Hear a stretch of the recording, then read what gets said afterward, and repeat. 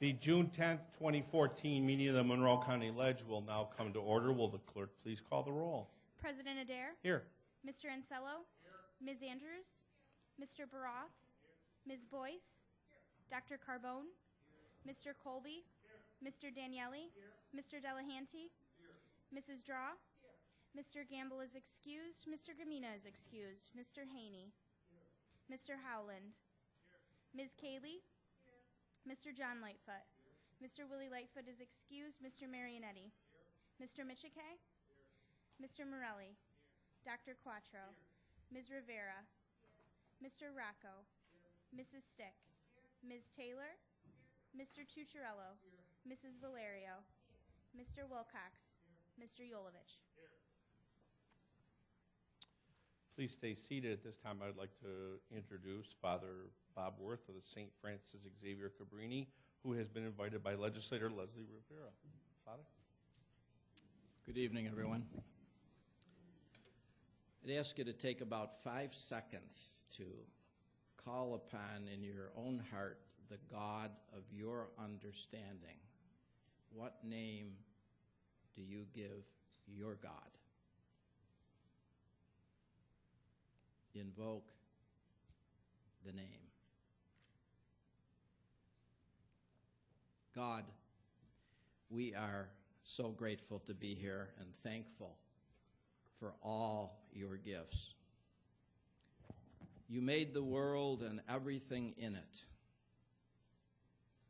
You created the human race of one stock and gave us the earth to protect.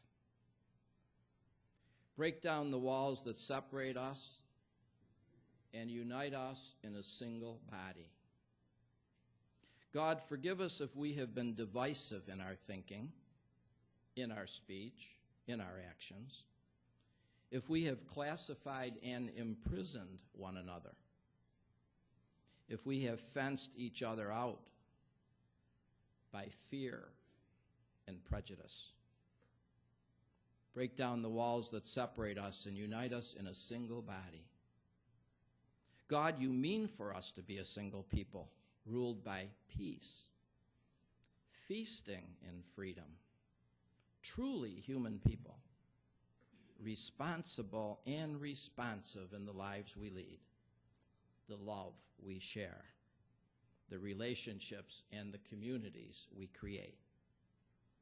Break down the walls that separate us and unite us in a single body. Amen.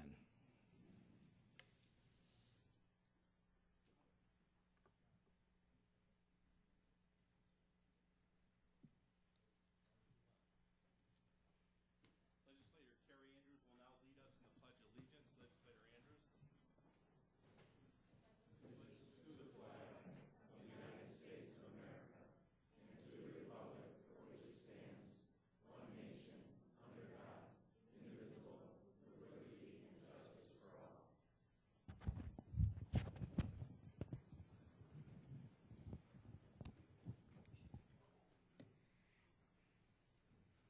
You've received the copy of the Journal of Day 5, May 13, 2014. Without exception, that journal will stand as submitted.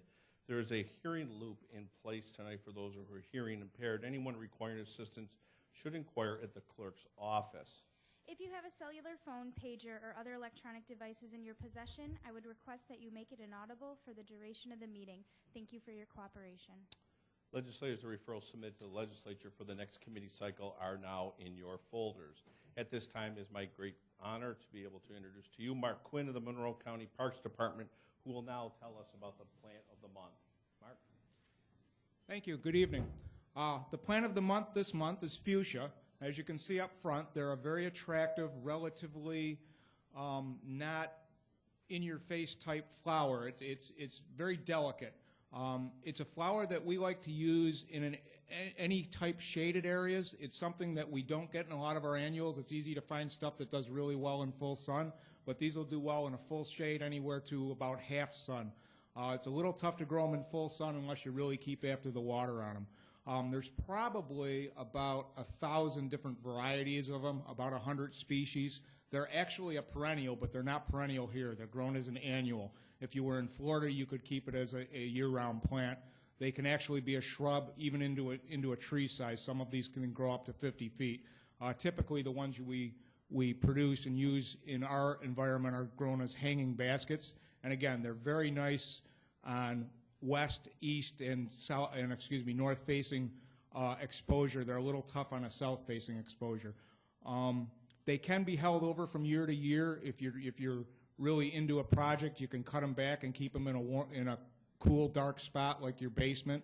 Maybe water them once or twice a winter, and they'll come back the next year. We used to keep them over in our greenhouses and under the benches as well. They will grow all year round. They're actually an evergreen, so they'll continue to grow if you've got the right environment. They're a little tough to keep actually in your window in the winter. They don't like the dry air, so it's tough to keep them without cutting them back and restarting them in the spring. There's a number of different colors you can find. You find whites, pinks, reds, and of course fuchsias. And they are actually a real nice hummingbird attractant. We've had a lot of luck having hummingbirds come to them. Another thing that's good about the plant is they tend to flower all summer long. Once these flower like this, if you just pinch them back a little bit, they'll continue to flower all the way through fall. So it's a very nice plant. Primarily we use them as hanging baskets, and it's a great plant to have, especially if you've got a shady area. Thank you. Thank you, Mark. Thank you. I would like to make an announcement to the legislators and people in our chambers tonight. Maplewood's 24th annual Rose Festival kicks off this Saturday, June 14th, at the historical Maplewood Rose Garden in Rochester. Our own Cindy Cayley is a board member there, and I believe she is also the chairman of the Rose Festival. Remember, this event is this Saturday from 10 a.m. to 10 p.m. and Sunday from 10 a.m. to 6 p.m. How'd I do? Thank you. Caught you off guard, too. I would also like to recognize that former county legislator Dick Beebe is in the chamber tonight. Dick. Thanks for coming. This evening there are several proclamations scheduled. Madam Clerk.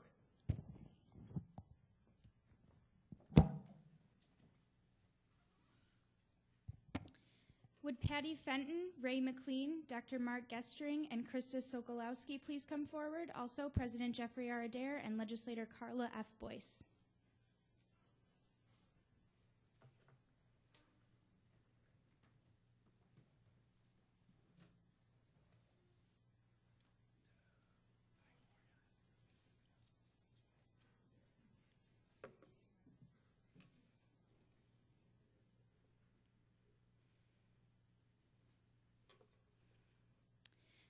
Whereas the Kessler Trauma Center at the University of Rochester Medical Center is our region's only full-service trauma facility.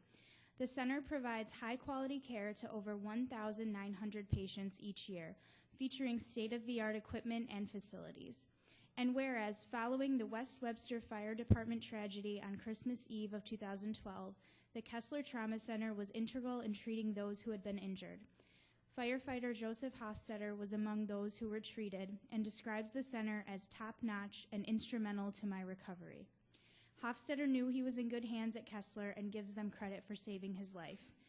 And whereas the center was recently recognized by the American College of Surgeons as one of only 2 Level 1 trauma centers in New York State. These national experts found the Kessler Trauma Center consistently makes the best decisions possible for their patients. And whereas the Kessler Trauma Center is an invaluable part of our community, the work done by its doctors, nurses, and support staff save the lives of our citizens every day, and we are grateful for their service. Now, therefore, we, Jeffrey R. Adair, President, and Carla F. Boyce, Legislator, District 5, on behalf of the entire Monroe County Legislature, do hereby recognize and congratulate the Kessler Trauma Center for its national recognition and outstanding service to Monroe County. Congratulations.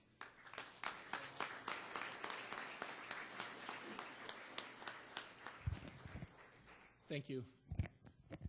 Nobody ever wants to be hurt, and God forbid you are. You want to find out that you're at a trauma center that knows what they're doing. And we're very proud to have risen to that level. We're now nationally verified, which is something we have not done in the past, and it's a metric in the state that very few trauma centers have been able to achieve. So on behalf of the trauma team there, thank you all very much.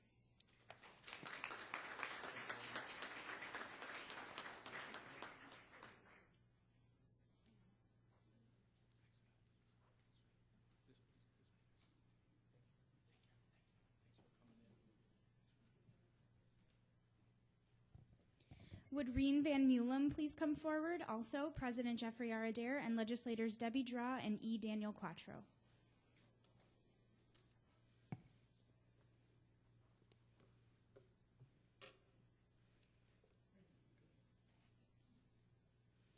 Whereas throughout the years, Reen Van Meulen has served both his country and the Penfield community. He fought for our country in the Army during the Vietnam War. 1 week subsequent to his service, he joined Ike Jordan Bauer American Legion Post 1501 and has been actively involved for 44 years. And whereas, following his service, Reen quickly realized the importance of advocating for veterans' rights. He not only joined the American Legion, but he also extended his involvement by joining organizations such as the 40 and 8, Vietnam War Veterans of America, the Veterans of Foreign Wars, and the Monroe County Veterans Advisory Council.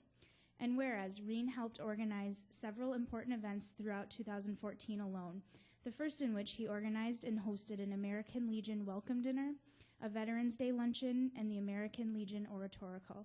He was also recently awarded by Governor Andrew Cuomo for his various leadership roles ranging from county to state levels.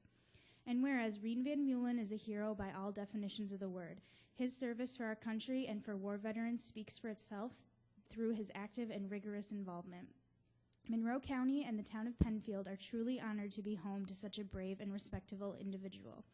Now, therefore, we, Jeffrey R. Adair, President, Debbie Draw, Legislator District 9, and E. Daniel Quattro, Legislator District 15, on behalf of the entire Monroe County Legislature, do hereby recognize and congratulate Reen Van Meulen for his service to our country and his constant efforts for veterans' rights. Congratulations.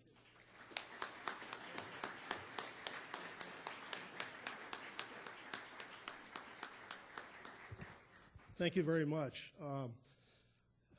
As a veteran, and not only as a veteran, but if you're a member of a veterans organization, and you're looking for support from your community, if you don't live in Monroe County, you best move here. Thank you.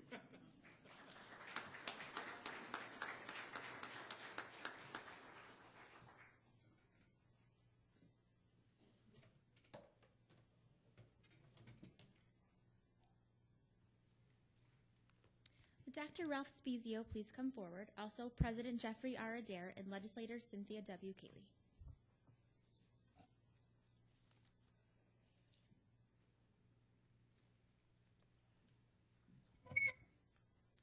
Whereas Dr. Ralph Spezio has been a tireless advocate for the children of Rochester since his days as principal of School 17.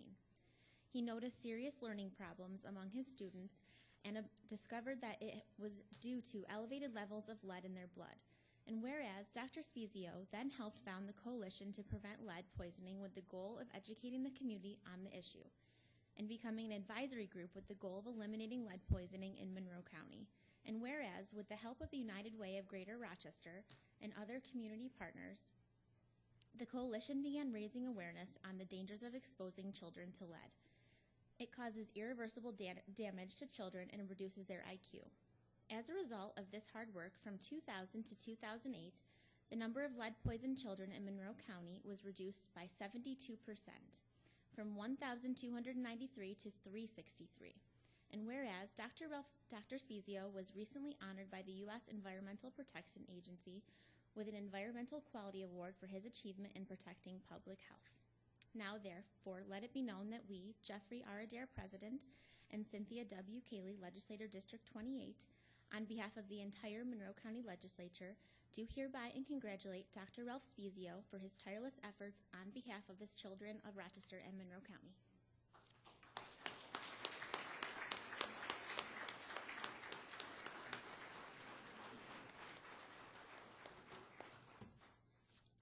Well, thank you very much. Thank you, Cindy, legislators. This is a real honor, and a wonderful surprise. I have called childhood lead poisoning the invisible monster that's devouring our children right before our very eyes. If you take someone's IQ, you have stolen their future. So it really doesn't matter whether we're Democrats or Republicans or live in the city or suburban areas. We're all child advocates by default. And I like to say, if we saw a 2-year-old child running towards the road, we would all sprint to reach that child and bring that 2-year-old, to safety.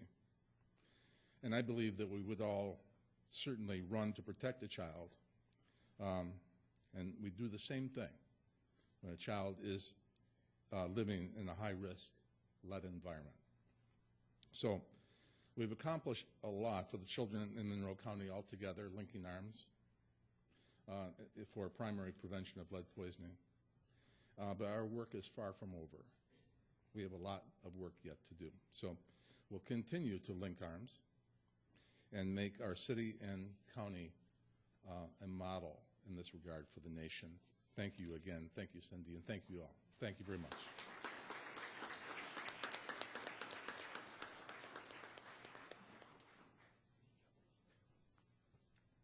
Would representatives from Federation of Social Workers please come forward? Also, President Jeffrey R. Adair and Legislator Carrie M. Andrews.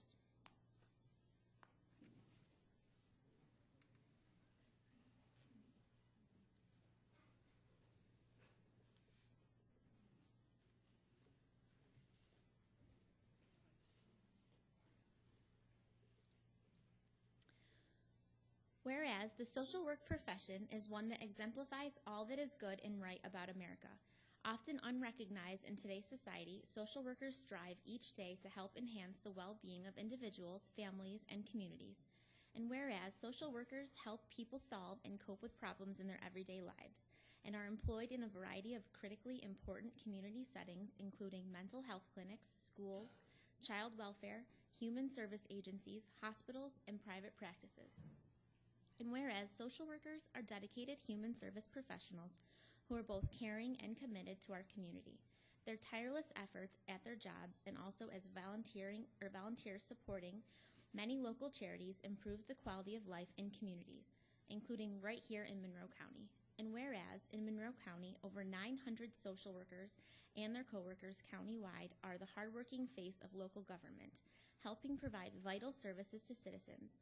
Our social workers help our community in many ways, whether it's protecting our children, seniors, and other vulnerable populations, assisting with adoption, foster care, family reunification, or simply providing guidance on program eligibility. Our social workers help our residents navigate what can be difficult times in their lives. And whereas social workers in Monroe County and across our nation work each day, often without adequate compensation, to help individuals and families mend their very fabric of society and should ensure no person is left behind. For all their efforts, we owe them our deepest thanks. Now, therefore, let it be known that we, Jeffrey R. Adair, President, Carrie Andrews, Democratic Minority Leader, and the entire Democratic Caucus, on behalf of the entire Monroe County Legislature, do hereby and honor social workers for their tireless efforts on behalf of citizens of Monroe County.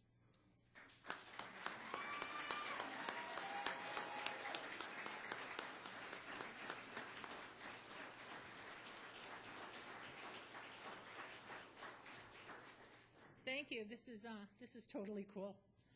The Federation of Social Workers wants to thank everybody for this certificate of recognition. We do work hard, and we are your frontline faces for Monroe County. Thank you.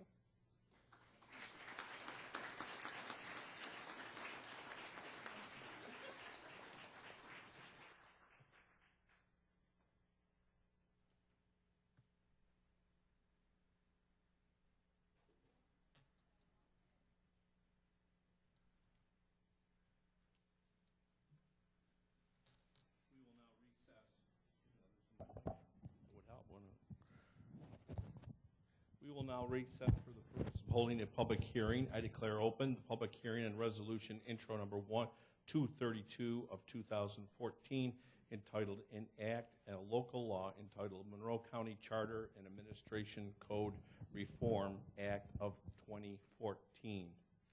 There are 2 speakers registered for this hearing. If you require assistance, a deputy is available to assist you in approaching the lectern.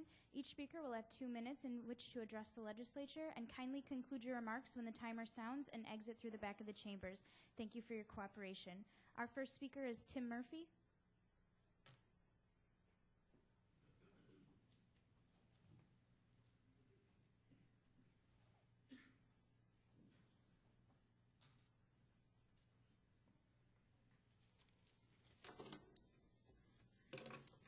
Good evening, Mr. President, legislators.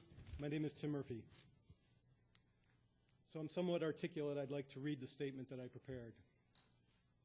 My wife and I live at 48 Corral Drive, and the reason that I'm here tonight is after hearing Legislator Quattro speak to the Penfield Town Board and community on TV last Wednesday night, he extended this invitation to the people to come and comment, referencing the Monroe County Charter and Administrative Code revision, which is almost done, and the fact that there's only minor language changes to the content.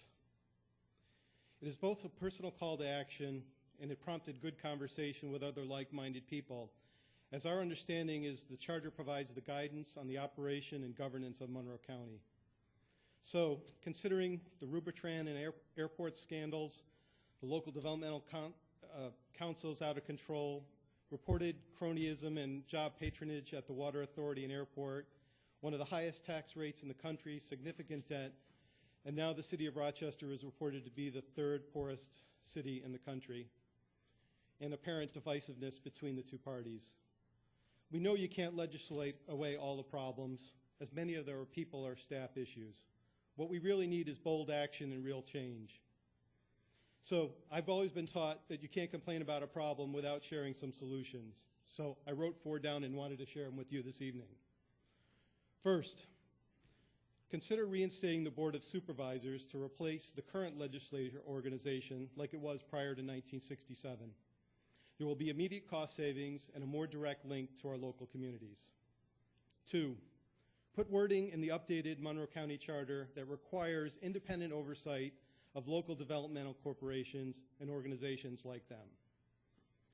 3, take on real consolidation projects. For example, working with the towns you represent who have their own police departments and fold them into the Monroe County Sheriff's Department, then approach the city of Rochester to consolidate the RPD and the Monroe County Sheriff's Department into one organization.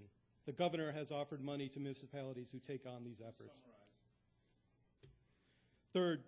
Fourth, work with the Monroe County school districts to encourage them to develop a shared service model.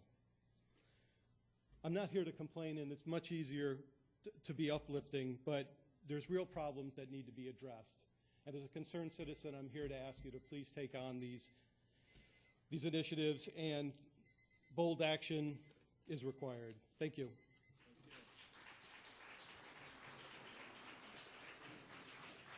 Our last speaker is Tom Gregory.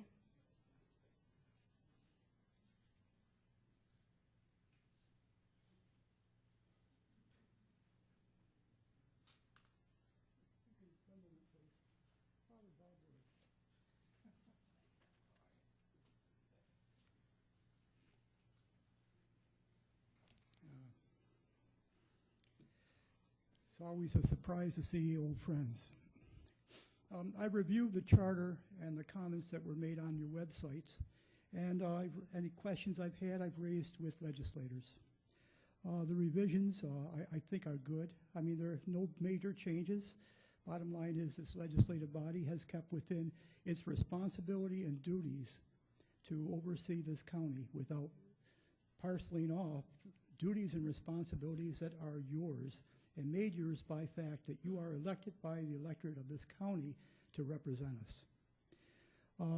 I think the County Charter Committee should be acknowledged and really said a great kudo. They did a great job.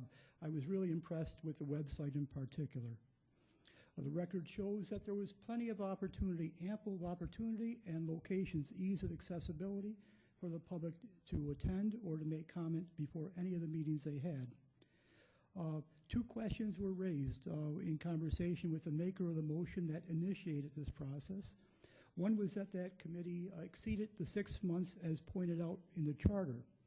I will point out to you that a charter is a very global document. It's not made to regulate. It's not a document you live by. It gives you a guidance.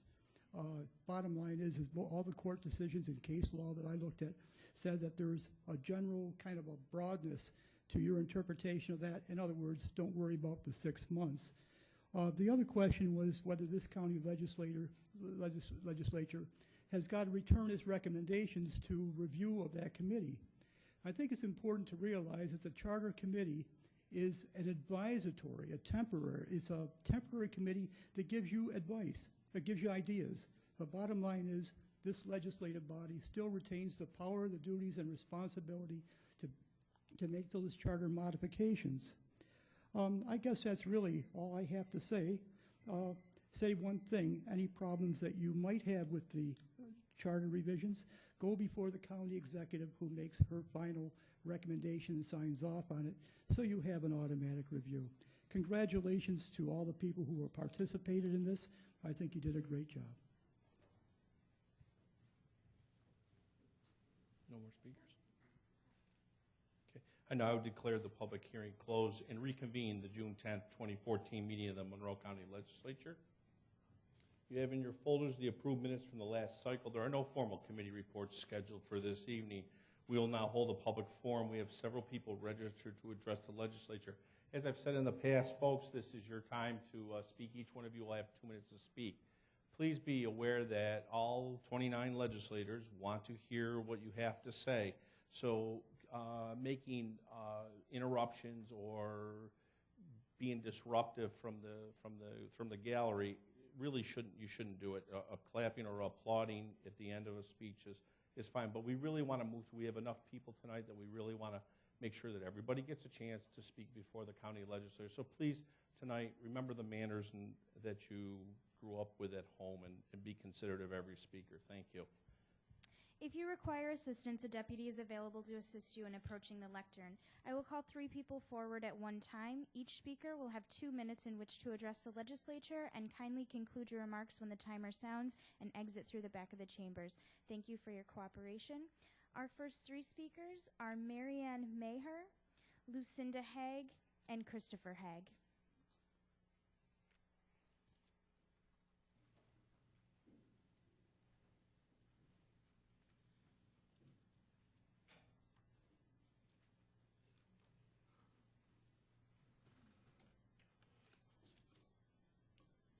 Good evening. My name is Marianne Marr. Joe Morelli, you're my representative. I have a few questions for all of you. When was the last time you all went to your county job and got bullet holes in your windshield?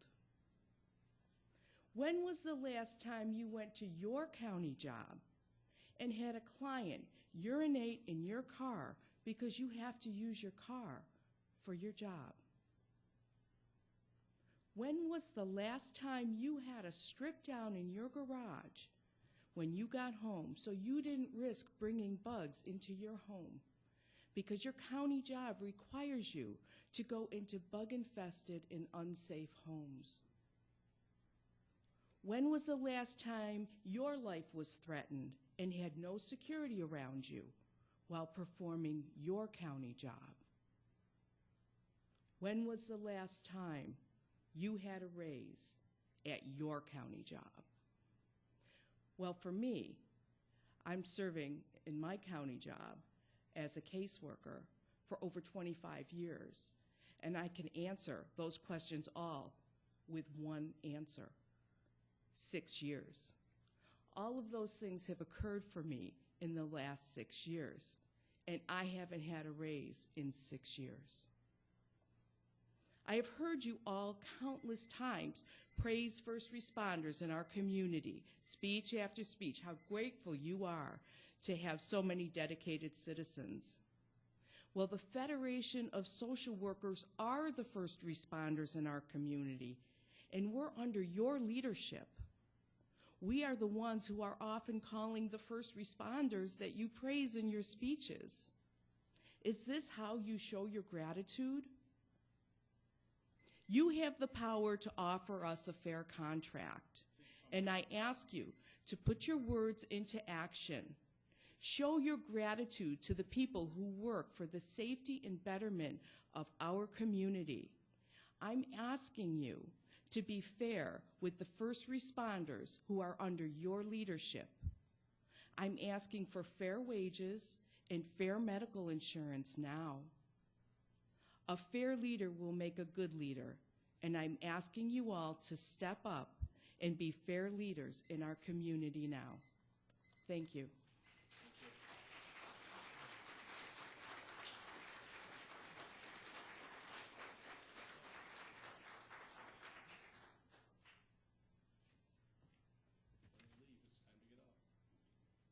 I'm Lucinda Haig from Spencerport. As a member of the Friends of Northampton Park, Inc., I call your attention to violations of New York state law by Monroe County in the development of the festival site at Northampton Park.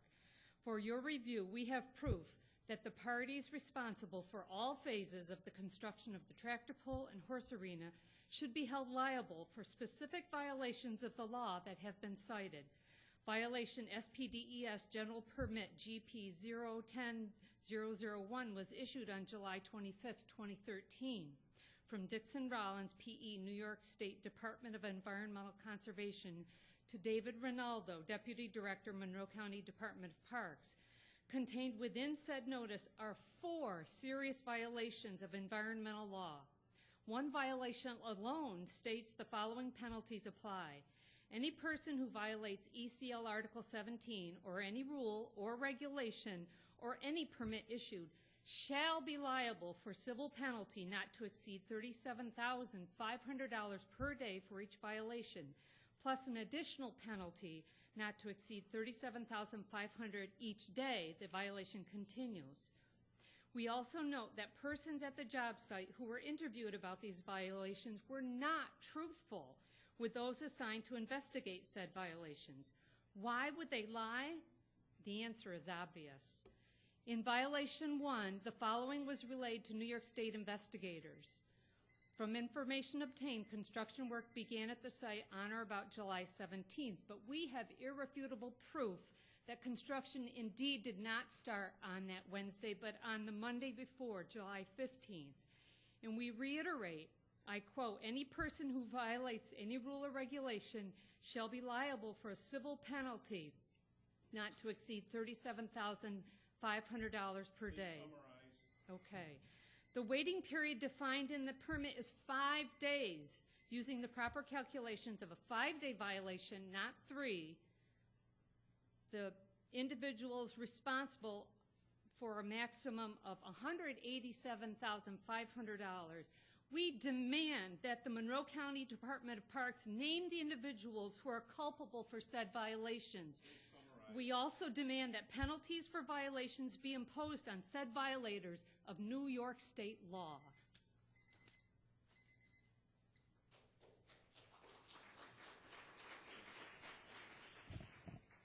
My name is Christopher Haig. As a member of the Friends of Northampton Park, I would like to call your attention to the following Monroe County Fair issues. Concerning the beer sales, the RFP stated if beer is offered for sale at the festival, at least one low alcohol beer must be available and at least one beer produced locally. However, no locally beer was available at the fair, nor was there a low alcohol beer. The only beer offered for sale was Budweiser. How was this overlooked? Last year, the MCFRA used the ski lodge for 15 straight days for the 4-day Monroe County Fair. This is in regards to the ski lodge use. This year, the MCFRA has reserved the ski lodge for 18 days. How many days will they be able to control the grounds during their other 6 allotted days? Did the MCFRA pay the County Parks Department during the going rate for summer rentals for the full 15 days? In regards to the tractor pull, Larry Staub said, the type of tractor pulls anticipated for this agricultural festival are not the giant souped-up, fire-breathing, smoke-emitting, monster-type tractor pulls. They are more low-key. We're talking about farm tractors, and he repeatedly said lawnmowers. However, the Friday night tractor pull had rail-type drag machines. They were long with big tires in the back and little tires in the front. They were powered by 4 and 8-cylinder car engines without exhaust systems. They were running with open headers. Larry Staub said the noise level would be limited to 90 decibels, which is roughly the sound output of a lawnmower with a muffler. What is the safe limit for exposure to V8 car engines with open headers? Rocks continued to be unearthed from the track during the Friday night event. The Saturday tractor pull had a very loud, high-horsepower, smoke-belching monster tractor. It was not a farm tractor. It had large, soft rubber tires to compete on a flat surface, not work in a field. It emitted a 40-foot plume of thick, black, billowing smoke into the air. A DEC official said that smoke is highly carcinogenic. A person standing next to this tractor who appeared to know the driver said he wears a flame-proof suit because sometimes the tractor catches on fire. Larry Staub said, during the event, concrete blocks are put out to denote the area and keep attendees from walking onto it. However, we observed that spectators were able to mill about freely in this entire area. Some of the tractors veered in the direction of spectators. Why was the public exposed to and not made aware of these dangers in a Monroe County park? Is this what you had in mind when some of you said, I'm doing this for the kids? We've enclosed a video of said machines on DVD from the 2013 fair. Thank you.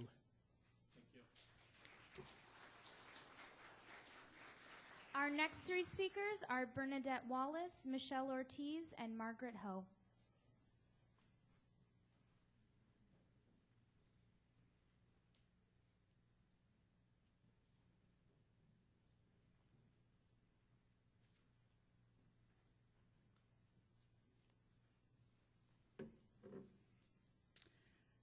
Hello, my name is Bernadette Wallace, and I'm a case manager from Monroe County.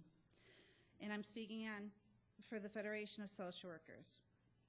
The Federation of Social Workers has always stood for a fair day work for a fair day pay. We are not afraid of hard work and pursue our jobs with dedication.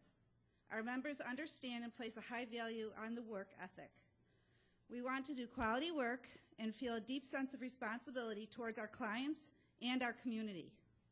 Many of us wind up giving free time to the county in the form of frequently untaken negotiated lunch hours and breaks. We realize that our job often contains more work than can be accomplished in 35 hours. Most Federation of Social Work members would have no problem increasing their hours to 40 hours per week if that were what the county was asking us to accept. What they are asking us to accept is for our future members to work 40 hours while receiving 35-hour pay.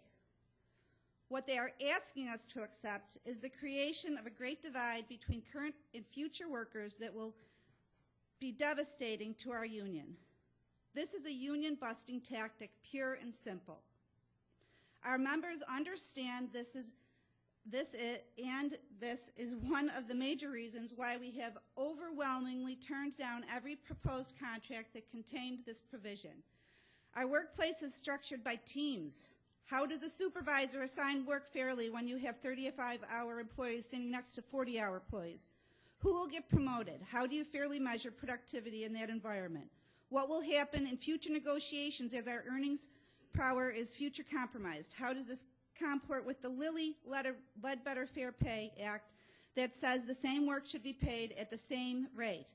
The Monroe County Department of Human Services already has major issues with retaining newly hired examiners and caseworkers, paying new people significantly less while asking them to do significantly more will not improve worker retention, particularly as jobs increase in the private sector. The Federation of Social Workers is only asking for a fair deal from the county. We don't believe that a significant and permanent pay cut for some of us represents a fair deal. Please help us in urging the current administration to play fair and take future pay cuts off the negotiating table. Thank you.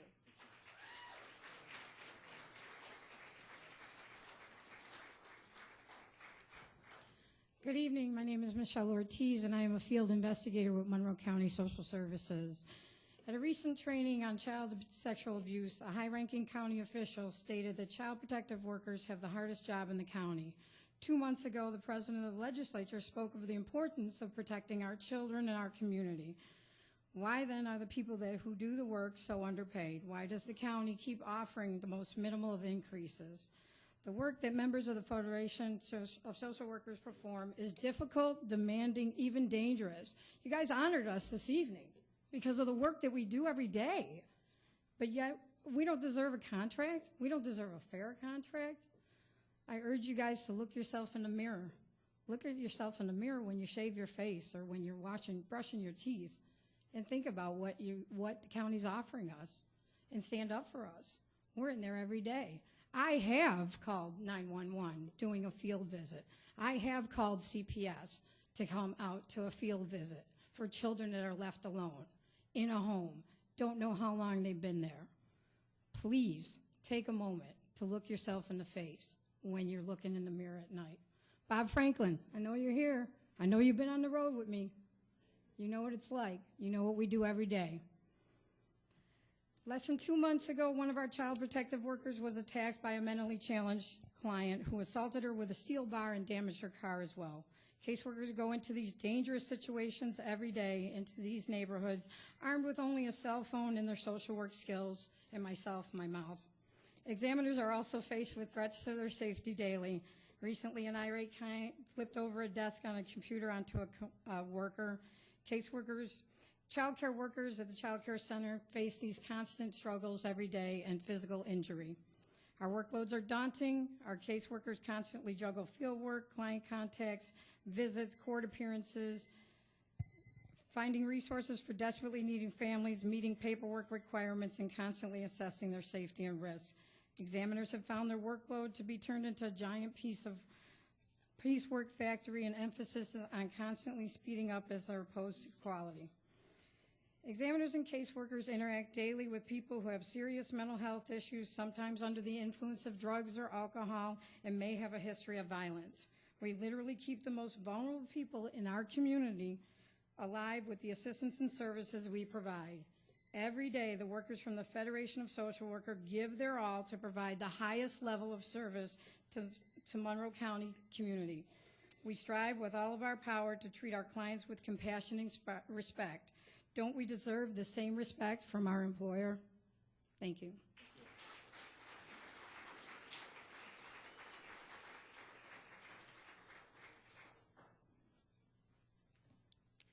Try to imagine running a company with over 800 workers at 7 different locations and only being able to do that 1 or 2 days a week. Now try to imagine running an over 800 worker company at 7 different locations while simultaneously performing another very detailed, technical, highly responsible, and stressful full-time job. You're now looking at the world from the perspective of the president of the Federation of Social Workers. Prior to 2009, the president of the Federation of Social Workers had full-time release. The salary cost of this position was shared equally between the union and the county, and both the county and the union were well served by this arrangement. The county was able to have an important position staffed by a full-time worker, which the county needed. And the union had the benefit of leadership that was 100% focused on the needs of workers.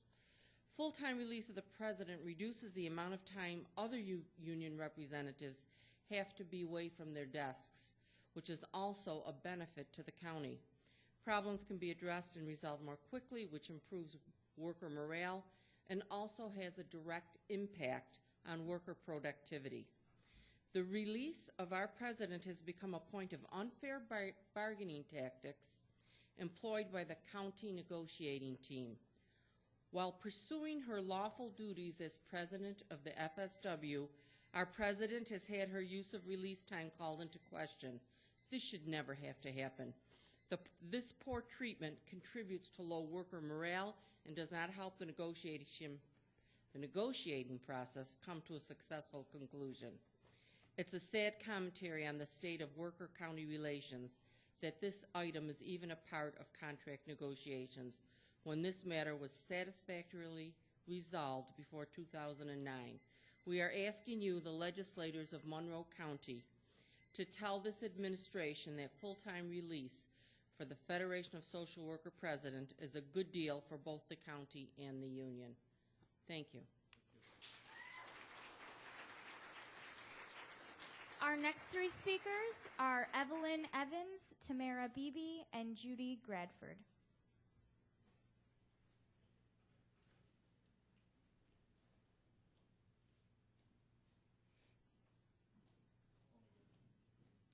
Again, that's Evelyn Evans, Tamara Beebe, and Judy Gradford.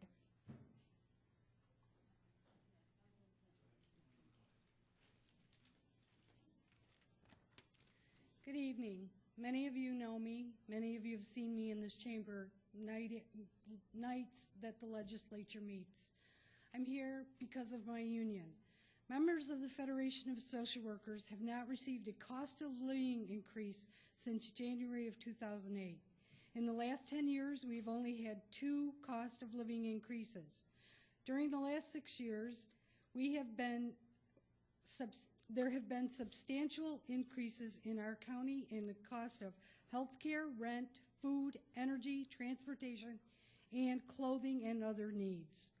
Our administrators, directors, the Commissioner of Human Services, and the Director of Human Resources have all seen their salaries grow by significant margins.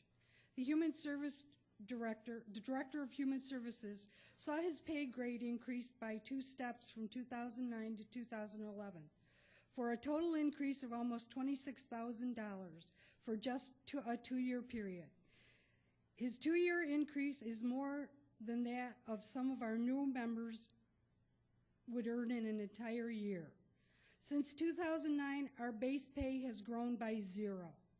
Our stagnant wages are not just bad and stressful for us as individuals, they're also bad for the economy, health of our community. The money that we do not receive in fair compensation can be viewed as the cars we don't purchase, the clothing that remains on the store racks, the restaurants that we don't patronize, entertainment venues that we don't attend, and home repairs that we put off because there isn't enough household income to maintain our homes. We work and live in Monroe County, and the money that we earn gets rapidly recycled into our community, increasing economic activity and community demand. Our forced belt tightening does not improve our local economy. Our salaries are also of value to the county because every dollar Monroe County spends on our wages, the state and federal government each contributes about $1. Rochester is one of the poorest cities in the United States. 28% of us are at or below the poverty level. It is our members, the staff of the Child Support Unit, Monroe County Hospital, the Children's Center, Child Protective, Adult Protective, and the Financial Care Path who take care of the poor. We are not asking for huge increases, but only to be kept current with the cost of living. We urge the Monroe County to fairly compensate the hard-working workers of the Federation of Social Workers.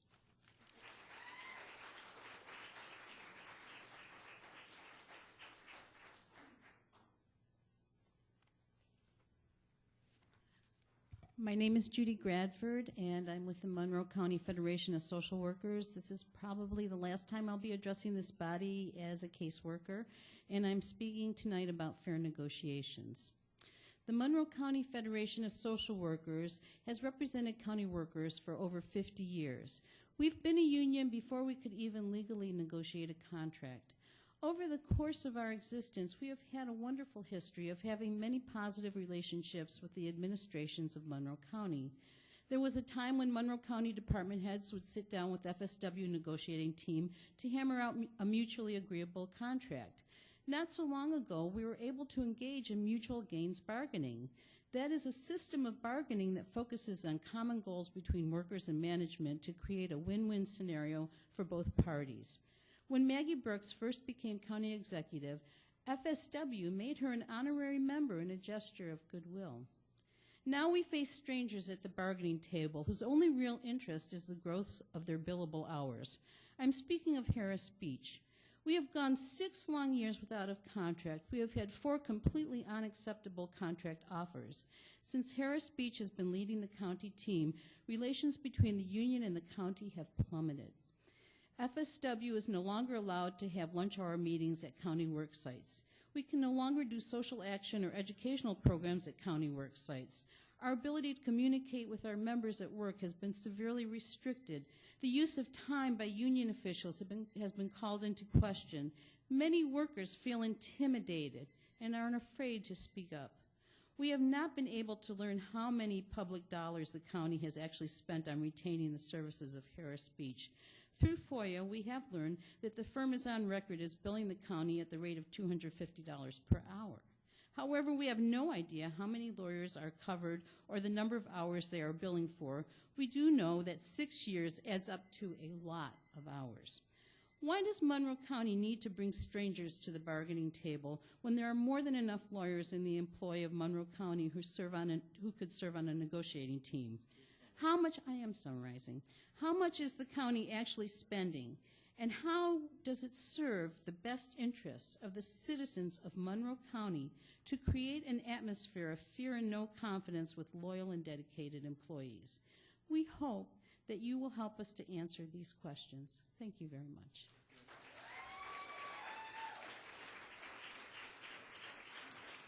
Our next 3 speakers are Dennis Kindred, Lisa Kindred, and Catherine White.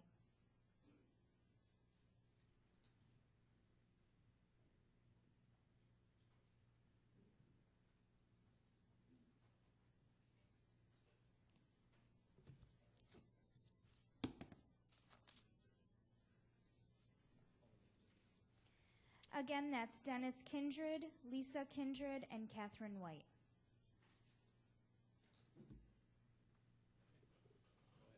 Okay. Sounds like Monroe County has a bunch of real happy employees here tonight. Good evening. I and the Friends of Northampton come to this body to deliver the results of our 1-year investigation. During last year's meeting, we were treated to a well-orchestrated dog and pony show courtesy of one legislator and the director of the Monroe County Parks Department, all for the benefit of one person and his private corporation, the Monroe County Fair and Recreation Association. We, the Friends of Northampton, had no recourse, no rebuttal, while they were allowed unchecked and, to borrow a phrase from legislator Tucciarello, pervert the truth to this body. To quote a member of this body who saw what was going on, we were bamboozled. Well, ladies and gentlemen, we don't like being bamboozled, so we set about investigating and verifying what was told to this legislature that night. For my part, I set about plying my trade that has served me well for over 35 years as a white-collar fraud investigator, director, instructor, and lecturer. Attached to this address is a brief bio for those interested, outlining some credentials I've gathered along the way and organizations I've had the privilege of directing, consulting for, and conducting joint investigations with. However, you can check that all later if you so choose. Tonight, we present our report to the legislator entitled, We Accuse, wherein we document and expose multiple violations of state and federal laws, including but not limited to document tampering, document fraud, mail fraud, official misconduct, malfeasance, bid rigging, and violations of New York State Department of Environmental Conservation law.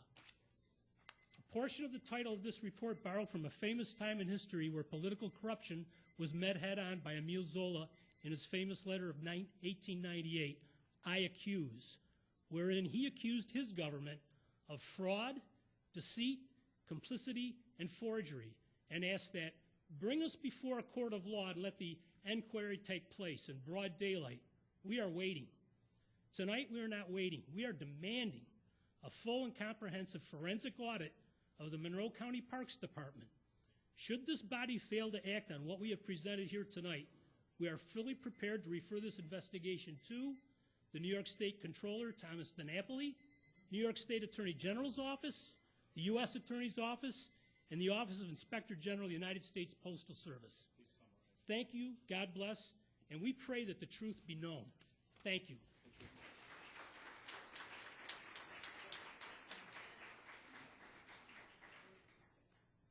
I'm Lisa Kindred, and as a friend of...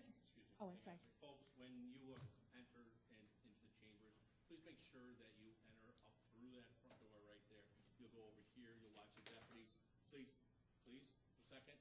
And we don't need people coming around that back door. Everybody comes through this door here. It's for security purposes from now on. So please, let's refrain from going through other exits and entrances. Thanks. The floor is yours. Thank you. I'm Lisa Kindred, and as a friend of Northampton, I call your attention to Exhibit Number 2 in our large manual.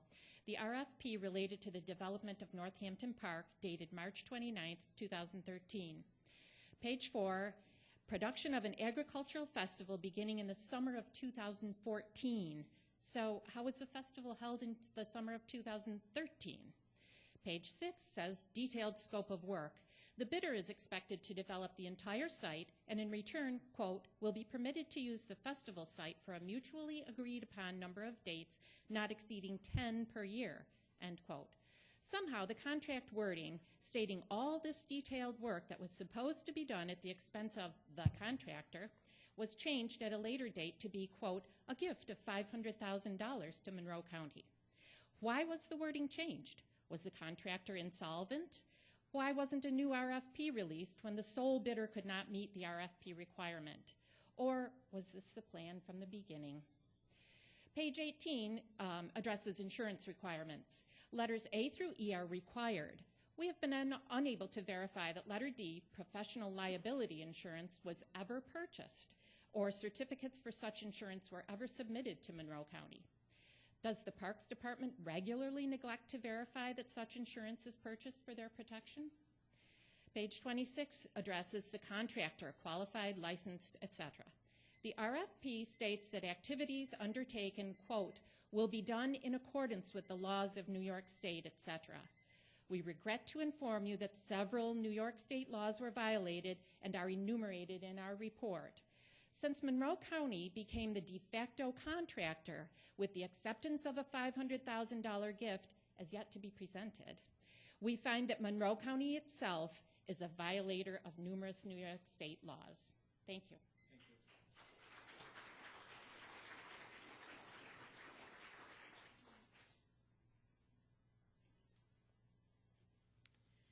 Good evening. My name is Catherine White. I live on Colby Street in the town of Sweden. I am also a member of the Friends of Northampton Park.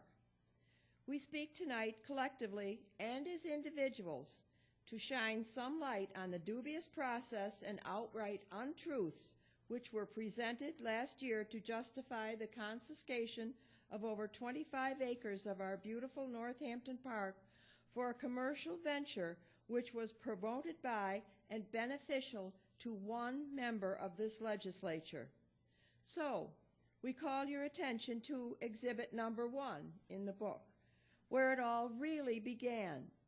Somehow, the 2013 membership directory of the Spencerport Area Chamber of Commerce, which was issued in January of 2013, of which Robert Colby is a member, lists August 1st through 4th as the dates of the Monroe County Fair at Northampton Park.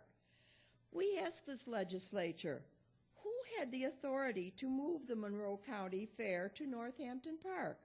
Before discussions were supposedly held with Park Department officials, months before the release date of the RFP, or any discussions with appropriate committees, any environmental assessment or approval by this very legislature. How is it that Mr. Colby is that influential?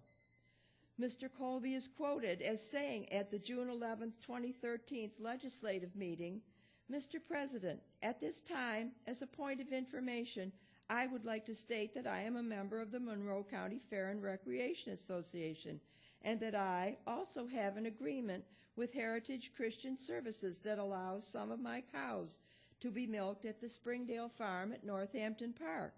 What Mr. Colby conveniently omitted was the number of cows being milked, or that the robotic milking system used for that system was brought and paid for by Monroe County taxpayers, and that the milk is then sold to Upstate Milk Cooperative, of which, guess who? Mr. Colby is part owner.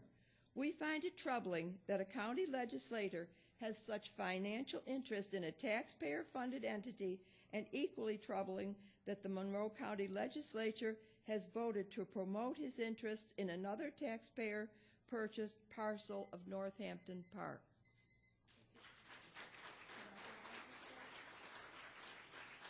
Our next three speakers are Connor Cusack, Paul Launton, and Barbara Launton.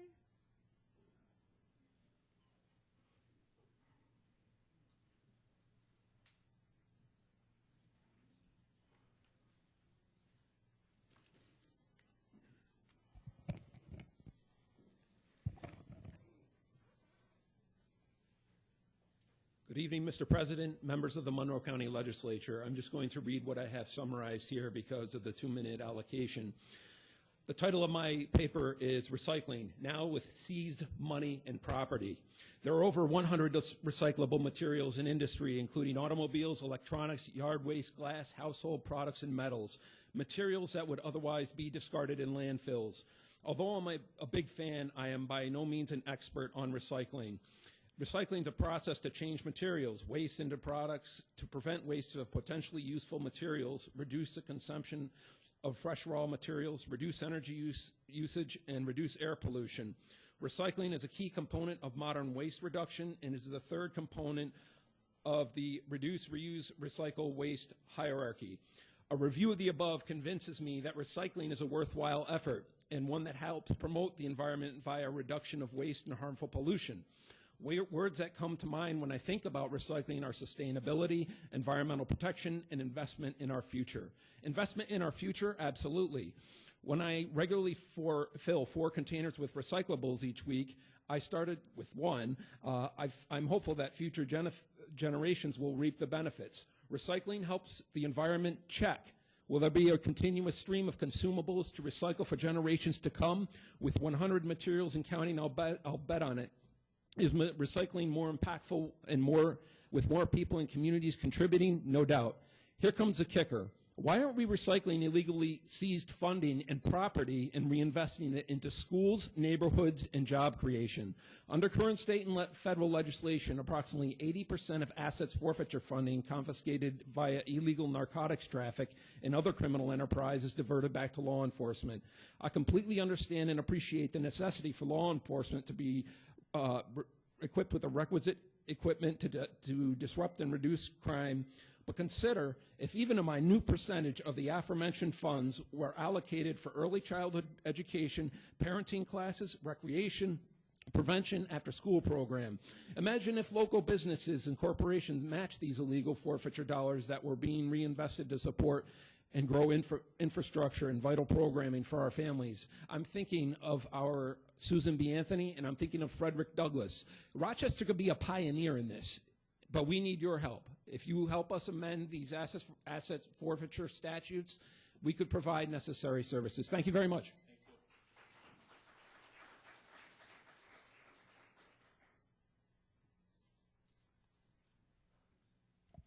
Hello, my name is Barbara Zontek, and I live in the town of Ogden. I'm a friend of Northampton Park. I am going to present the Master Plan Part 1. In compliance with directives set forth by the Monroe County Legislature, the Monroe County Parks Department undertook a program to develop comprehensive master plans for each park under county jurisdiction. The purpose of the master plan is to identify the most appropriate uses for these parks. The county's master plan for Northampton is a 103-page document whose objectives include the following: inventory existing conditions, identify environmental constraints, identify sensitive environmental conditions, ensure that development takes place at appropriate direction, and identify areas of public concern. Specifically, it also notes this master plan is more than a reflection of physical conditions, technical data, and some planners' concept of what should be. While these elements are and ought to be ingredients of the plan, the final product contains another important ingredient. That ingredient is the opinions, perceptions, values, and vision of Monroe County's citizens through surveys, public meetings, and advisory committee. This begs the question, where was the community outreach and involvement when formulating the proposal to make modifications to Northampton Park for the purpose of housing a festival site on behalf of an independent business? Modifications to other master plans for parks in this county have had extensive community outreach. For example, Ellison Park encompassed a 9.3-month total time frame, which included 6-week site analysis and 2 public meetings. Powdermill Park encompassed an 8-month total time frame, which included 8-week site analysis and 2 public meetings. In stark contrast, Northampton Park encountered a 1-month time frame, 1-hour site inventory, and 0 public meetings. Since it goes against the base recommendations of the master plan, we must ask again, why were the proposed changes to Northampton Park performed at such an accelerated pace with no community outreach? Thank you.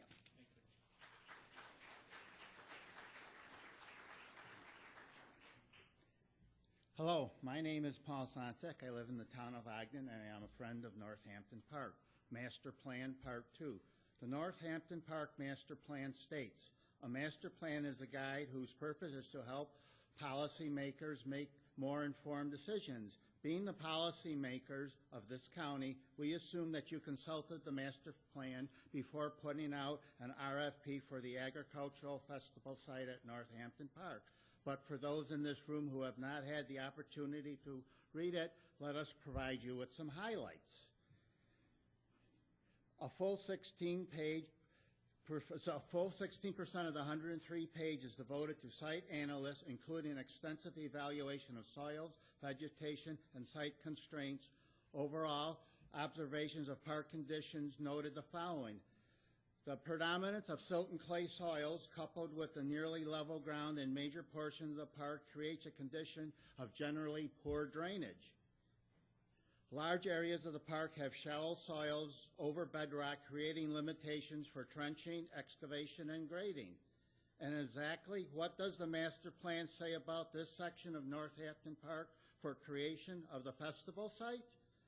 That the soils are slow permeability, poor drainage, high erosion, shallow depth of bedrock. The plan goes to state that there are areas in the problems in this development. Page 3 of the State Environmental Quality Review of Northampton Park, prepared by Director Larry Staub and signed by Executive Maggie Brooks, indicates that this project site is composed of well-draining soils. This is complete opposite of what both the USDA and the Parks Master Plan indicate.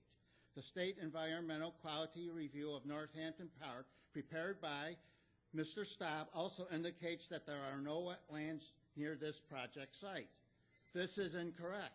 There is 4.5 acres of federally designated wetland within 500 feet of this project site.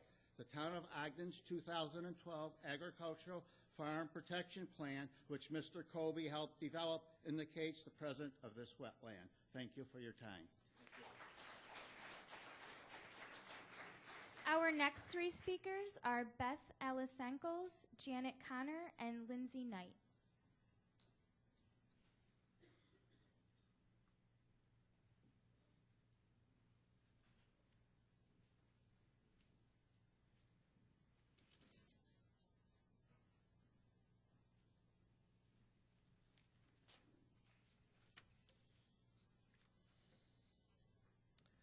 I'm Beth Olisank, a member of the Friends of Northampton. Surprise. I'll be outlining elements of Exhibit 4, the License and Operating Agreement between Monroe County and the Monroe County Fair and Recreation Association. For the purpose of this exhibit, I'll be referring to 2 versions of the same document, License and Operating Agreement A and Agreement B. Please note that in Agreement A, the first edition of this document released to the public on page 5, the dollar amount specified are $37,000 and $463,000. Also on page 5 of Agreement A, there is a stipulation, and I quote, MCFRA shall also pay to the county any additional amount necessary to complete Phase 1 improvements if actual expenses are determined to exceed $37,000. However, in Agreement B, a later edition acquired by FOIL request, I call to your attention the fact that page 5 has been replaced. As a result, the dollar amounts were changed to $32,000 and $468,000.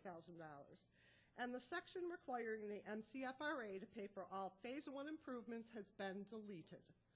It's important to note that all signatory pages of both notarized contracts are identical.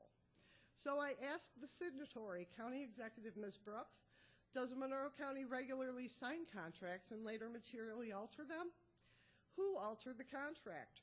Were you informed of the changes? Why wouldn't revisions have required new signatures or minimally suitable modification documentation? Why were the alterations made? Was the contract perhaps altered to accommodate the licensee who was only able to scrape together $32,000, leaving the taxpayers responsible for the remainder of the Phase 1 costs? Is this even a valid contract? Is this a case of forgery, or does it constitute contract fraud? And thus should this be reported to authorities for a criminal investigation? Thank you.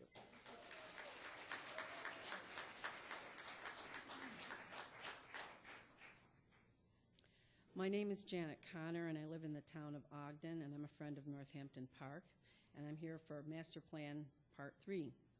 The summary section of the Northampton Park Master Plan stipulates the following. The combination of topography, vegetation, and soils within the park create constraints to development. The existence of other more developed parks in the area include Churchville and Grease Canal parks, and that has reduced the demand to develop Northampton Park. Based on the data collected by the authors of the master plan, the following recommendations were made for Northampton Park. Preserve the park's natural, rural, and scenic character by being sensitive to those features. Improve land management. Encourage natural reforestation and plantation plantings. Given the information in the document, we must ask, didn't anyone at any level of this administration bother to consult the Northampton Master Plan commissioned on behalf of and paid for by the taxpayers before any changes to this park were even considered? Shouldn't Parks Director Staub, the individual responsible for care and operations of the Monroe County Park System, have consulted all available data before generating the State Environmental Quality Review? Shouldn't Deputy Parks Director David Rinaldo, who is listed as a contributor to the Northampton Park Master Plan and who is also named as being part of the State Environmental Quality Review, have informed Director Staub that the proposed festival site was wholly unsuitable and that the information contained in the State Environmental Quality Review prepared by Mr. Staub was incorrect? Shouldn't Legislator Colby, an executive member of the Monroe County Fair and Recreation Association, who is listed as a contributor to Ogden's 2012 Agricultural Protection Plan, thus having full knowledge of the federally designated wetlands adjacent to the project site, stepped up and indicated that there was a problem with the proposed festival site? Ladies and gentlemen, it would appear there are some people within this administration failing to do their jobs. So we must ask, is it negligence, lack of follow-through, or purposeful intent? Thank you.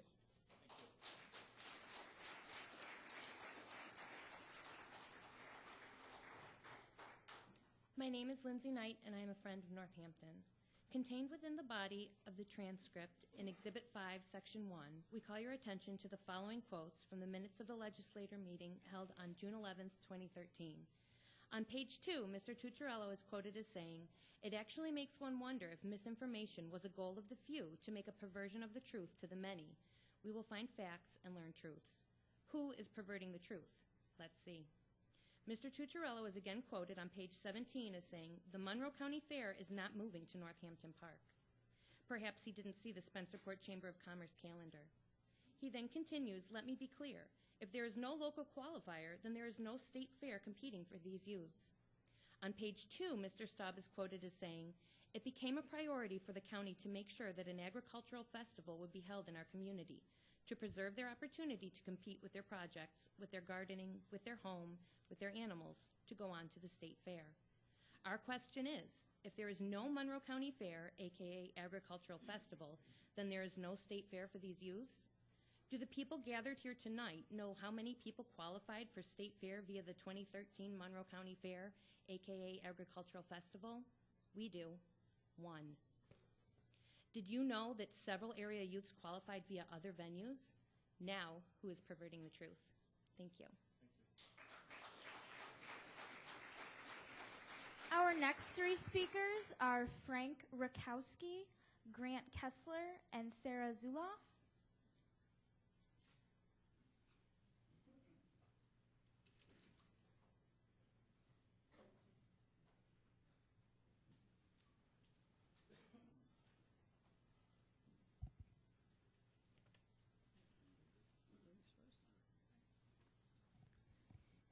Good evening. My name is Sarah Zuloff, and I'm a member of the Friends of Northampton.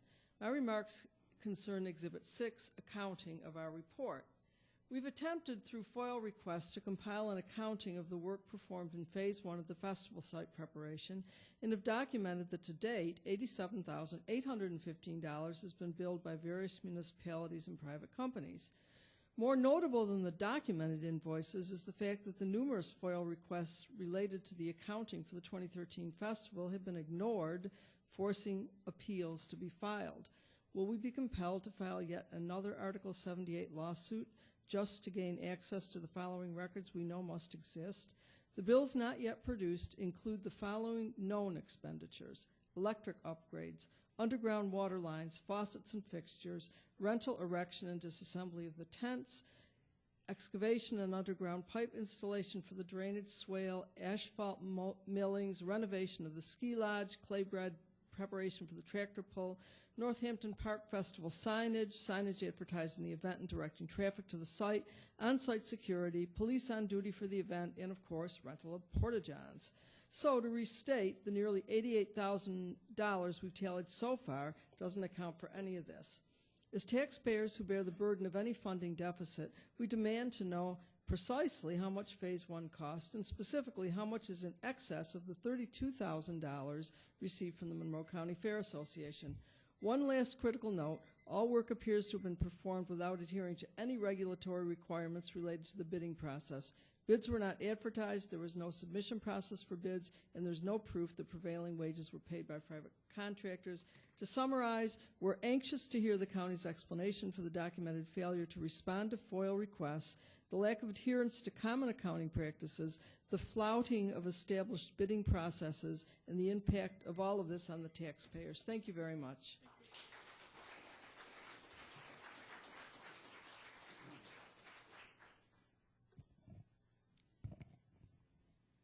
Good evening. My name is Frank Rakowski. I live in Ogden near Northampton Park. Exhibit 8 in the report is an engineering report from the United States Department of Agriculture, Natural Resources Conservation Service concerning the suitability for building and development in Northampton Park at the proposed festival site. The report shows that the soil on this parcel and in the surrounding area is mainly clay, specifically 55% Lima and Cazenovia silt loam and 45% Ovid and Appleton silt loam. This is important because these soil types and percents are not listed in the environmental report done for this project. The conclusion of the report is, when it's considered, the proposed festival site has very limited ability to support any type of building structures or water management or sanitary facilities. The best use of this land is farmland with some limited light recreational development like trails and picnicking. But beyond the issues of proper land use, here are some questions. Why does the county want another festival site, and why at Northampton Park? Was an economic analysis done to support building multiple lodges and pavilions in the park? Can the county develop buildings in a park that are not in conformance with the town's comprehensive plans? Would a private citizen be accorded the same treatment if they gave a substantial gift to the town or county?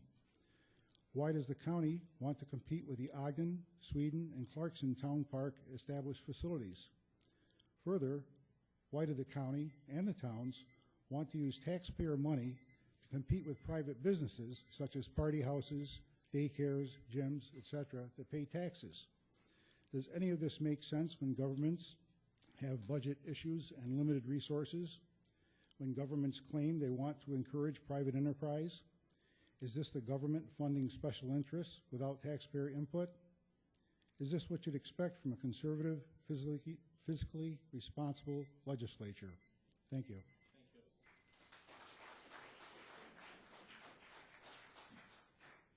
Hello, my name is Grant Essler.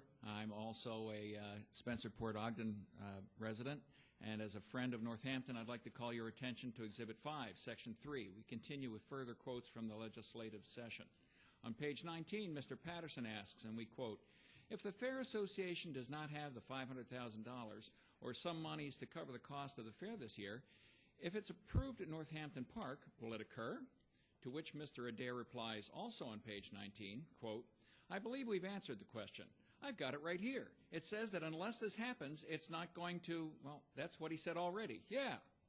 Mr. Staub then said on page 20, quote, "If the Fair and Recreation Association is not able to place any funds or the appropriate amount of funds into the Northampton Park Trust Fund to cover the improvements that would be necessary to hold the agricultural festival this year, those improvements that I outlined earlier, there would be no agricultural festival this year," unquote.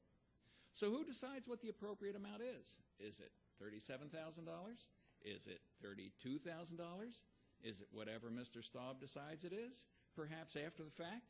Remember, Mr. Patterson and Mr. Staub are quoted as saying unless they receive the $500,000, aka the appropriate amount, it's not going to happen. But the $500,000 has not yet been received.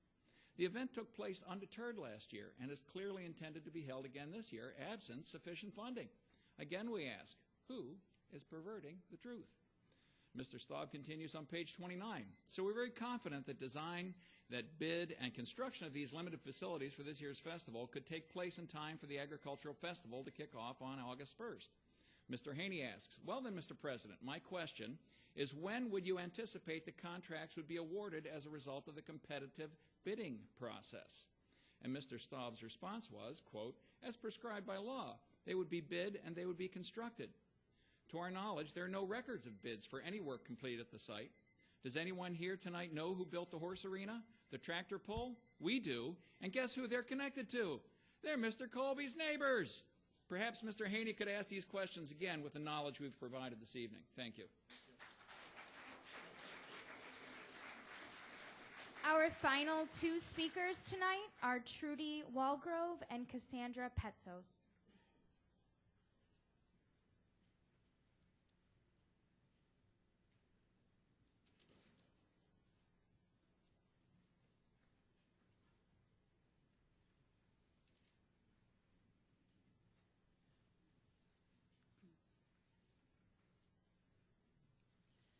Good evening. My name is Trudy Walgrove. I'm a caseworker at Monroe County Department of Human Services. I've been there 18 years, and I've had the privilege to work with Monroe County families. I'm also part of the Federation of Social Workers. I'm here to talk about fair health care. Health care is very important to the entire membership of the Federation of Social Workers. None of us can afford the proposals offered by the county. The proposals that we have rejected would have left our families liable for thousands of dollars in deductibles and copays. Copays were doubled for specialists, including mental health care. Should you or a family member develop a chronic illness or require hospitalization, your out-of-pocket costs could be between $6,000 and $12,000. In the last two proposals, Monroe County literally demanded our blood in exchange for a 4% decrease in premiums. We and our spouses would have to submit annual blood work and have good readings or improved readings on our cholesterol and blood sugar, or have a good medical excuse to continue with lower premiums. Healthcare premiums would continue to rise even when the contract expired, so that workers might have their wages frozen while their premiums grew, further shrinking our paychecks. Aside from the cost of health care, our members are concerned about health care because the high stress factors in our work contribute to stress-related illness, high blood pressure, cardiovascular disease, diabetes, cancer, and vicarious trauma. We are exposed to toxins in our environment: asbestos, tar from the roof at Westfall, where contaminated air was filtered into the air intake valve last summer, toxic deposits in the parking lot at 691 St. Paul Street, toxins in the homes we go into where there is black mold, feces, and urine, and we are laboring without the benefit of an active joint union management, Health and Safety Committee to address these concerns. Over the years, Federation members have frequently traded wage gains for good health, care coverage. We understand that the cost of health care is rising, and we are willing to work with the county to address this problem. What we are not willing to accept is very meager wage gains in addition to astronomical health care costs. To do so makes no sense. How can we agree to do that? Would you agree to do that? We cannot work these difficult, high-stress jobs and worry constantly about going bankrupt should we or a family member suffer an illness or an accident. Thank you very much.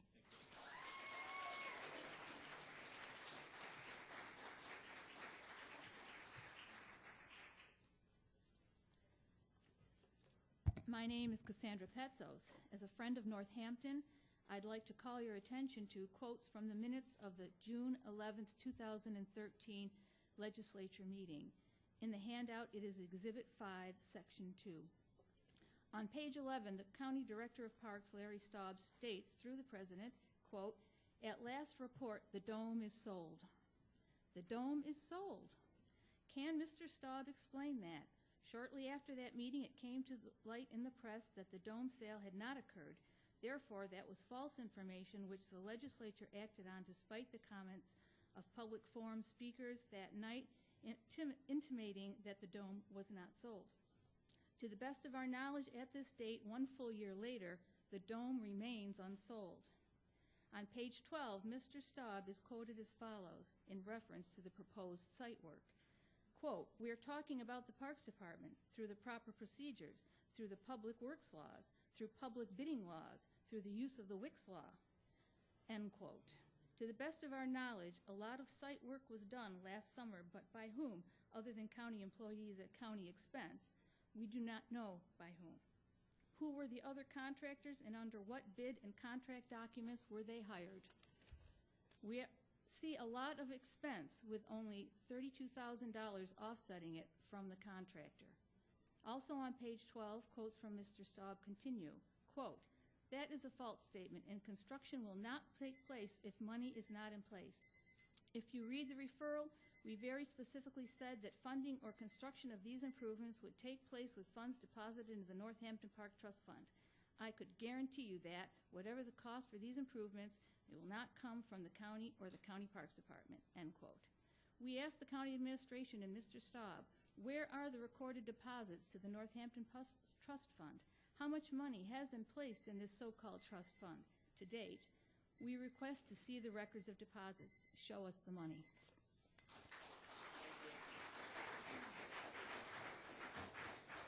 This concludes the public forum.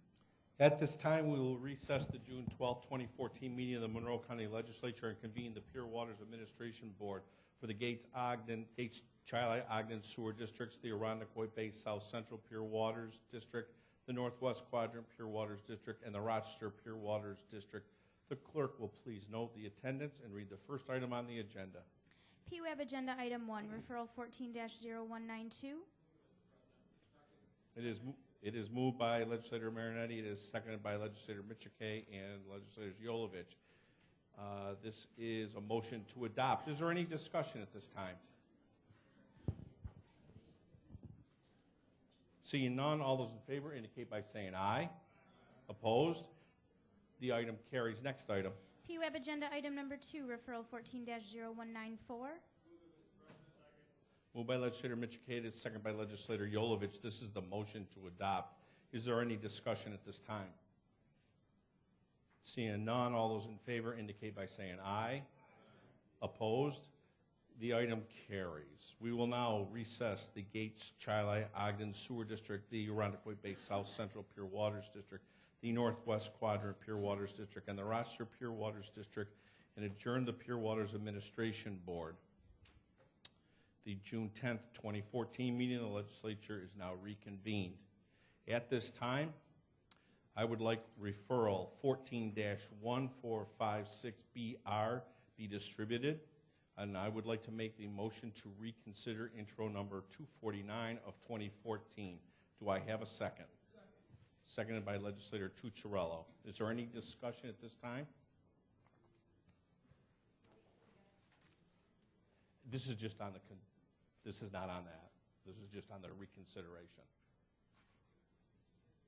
Just so I can bring it back up, okay? Is there any discussion at this time? Seeing none, all those in favor indicate by saying aye. Opposed? The item carries. Now we have referral 14-156BR in front of us when you're ready. Wow, cleared the place out.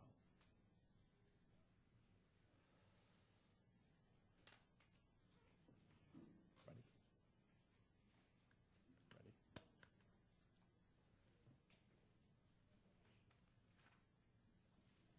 Ready? Okay. Is there any discussion at this time?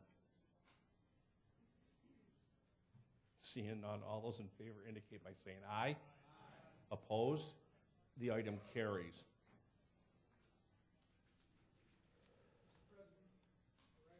Motion that we take items number 32 and 33 out of order.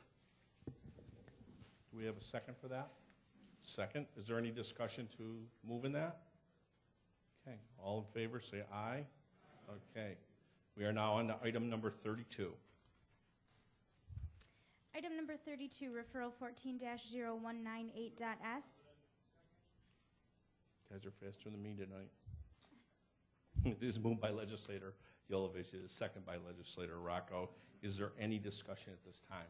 Legislator Andrews. Mr. President, through you, just real quickly, would it be possible to just get an explanation of why we have to vote on this again tonight? Thank you.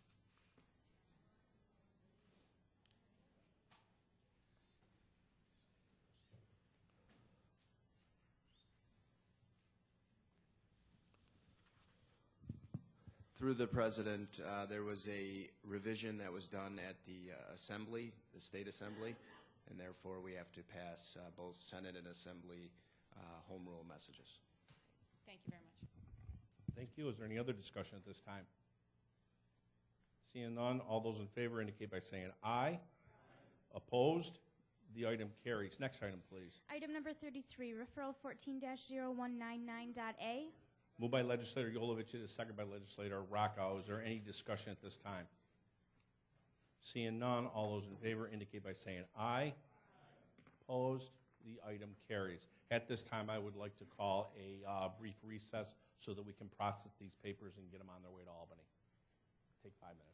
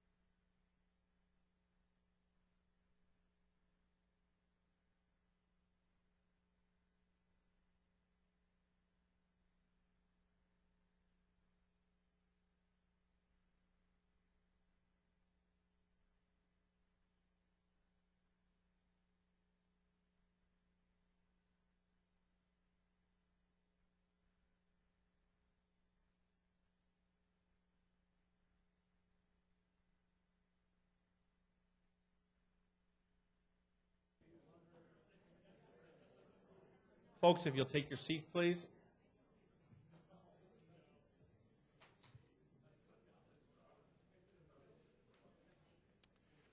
We will now proceed with the consideration of local laws. Will the clerk please read the first item on the agenda? Mr. President, I rise to wait for the next two referrals to go before I rise again.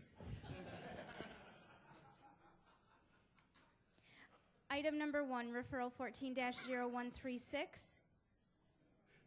providing that local law. It is moved by Legislator Rocco, second by Legislator Tucciarella. This is a motion to lift from the table. All in favor? Any opposed? The item carries. Next item. Item number 2, referral 14-0136. It is moved by Legislator Rocco. It is second by Legislator Tucciarella. This is the motion to adopt. Is there any discussion at this time? Legislator Baroff. Thank you, Mr. President. I rise to make a motion to offer an amendment to referral 146. Do you have a second for that? Thank you. Moved by Legislator Baroff, second by Legislator Morelli. And I'll just It wait is a being moment. distributed now. I'm glad to know I'm not the only people that makes mistakes.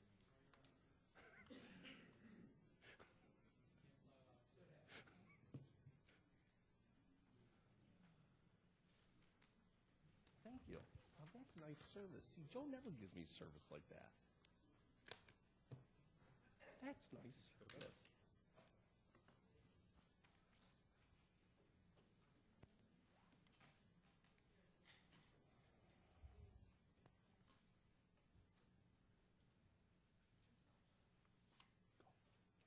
Thank you.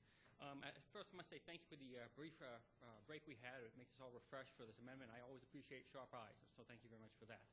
This amendment is for Section C212C, which has to do with the reapportionment of the districts after every census. It describes the process by which legislative districts are reapportioned and then redrawn. This amendment simply calls for the establishment of a more independent and less, I don't say non, but less, partisan commission to draw up new district boundaries based on the results of the federal census. And as we all know, this is typically a contentious and inherently political process. Decisions made during reapportionment have implications few are unaware of, and certainly in this chamber, everyone has an appreciation of why this is an important question. Currently, our charter places the critical component of the deciding vote in the hands of the majority. It is a very direct way of addressing a difficult question. Essentially, to the victor goes the spoils. With a minority, it's dependent on two things: the goodwill of the majority and the sensitivity of the majority to public perception.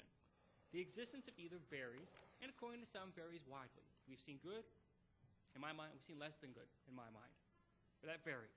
And it does matter. And the reason it matters is because, unlike an election, reapportioning districts does not simply reflect the electorate's will in any given year. It lays out the groundwork, the voters, the political preferences, and how it can be expressed of the whole county for 10 years. It can unite neighbors or divide communities. It can make sense to the layperson or look like a crazed spaghetti sculpture, and that's never pretty. And when it does end up looking like that proverbial gerrymander, it does two things. It makes political winners and losers, and frankly, that's pretty minor. That's not so important. But more importantly, it makes our citizens cynical. Cynical either in the sense that they think their vote doesn't count fairly, and the maps show them why, or cynical in the sense that they thank God that the community won't lose resources or whatever it may be needed by them and their children. Neither is good for our county, and both should be avoided. This amendment calls for a new way to lessen this perception of bias while allowing for a robust and informed process with 8 members selected by the majority and minority legislative leaders coming with different backgrounds and credentials that indicate familiarity with electoral law and a professional commitment to procedure and fair play. I urge my colleagues on both sides of the aisle to consider supporting this proposal. And if it should not pass today, which I recognize is always a challenge, it should be reintroduced. This is something that's fair play. We don't know what the future is going to bring. We don't know who's going to be in the administration. We don't know who's going to be majority and minority 10 years, 8 years, or how many years it is from now. It'll be different one way or the other. This is something that I hope makes a process that is inherently political and challenging less partisan and more fair to all concerned in a way that benefits not only our citizens, but also ourselves as well. Thank you for your time. I appreciate your attention. And again, thank you for the break before the amendments. You're very welcome. Thank you. Is there any other discussion at this time? Seeing none, I'll move to a roll call vote on the amendment, folks. Mr. Tucciarello. Ms. Andrews. Mr. Ansello. Mr. Baroth. Ms. Boyce. Dr. Carbone. Mr. Colby. Mr. Daniele. Mr. Delahanty. Mrs. Draw. Mr. Gamble is excused. Mr. Gamina is excused. Mr. Haney. Mr. Howland. Ms. Cayley. Mr. John Lightfoot. Mr. Willie Lightfoot is excused. Mr. Marionetti. Mr. Michike. Mr. Morelli. Dr. Quattro. Ms. Rivera. Mr. Rocco. Mrs. Stick. Ms. Taylor. Mrs. Valerio. Mr. Wilcox. Mr. Yolovich. President Adair. No. 8 to 18, amendment fails. Back to the main motion. Is there any discussion? Legislator Haney.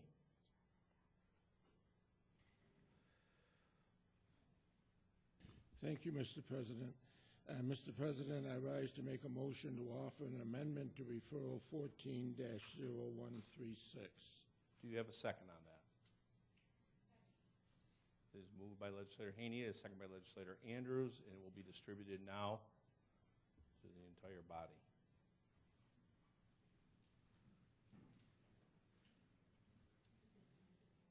This is great. I like this a lot. Right to me. Never used to come to me. What this amendment basically does, Mr. President. Mr. Haney, just one second. I just want to make sure everybody got it?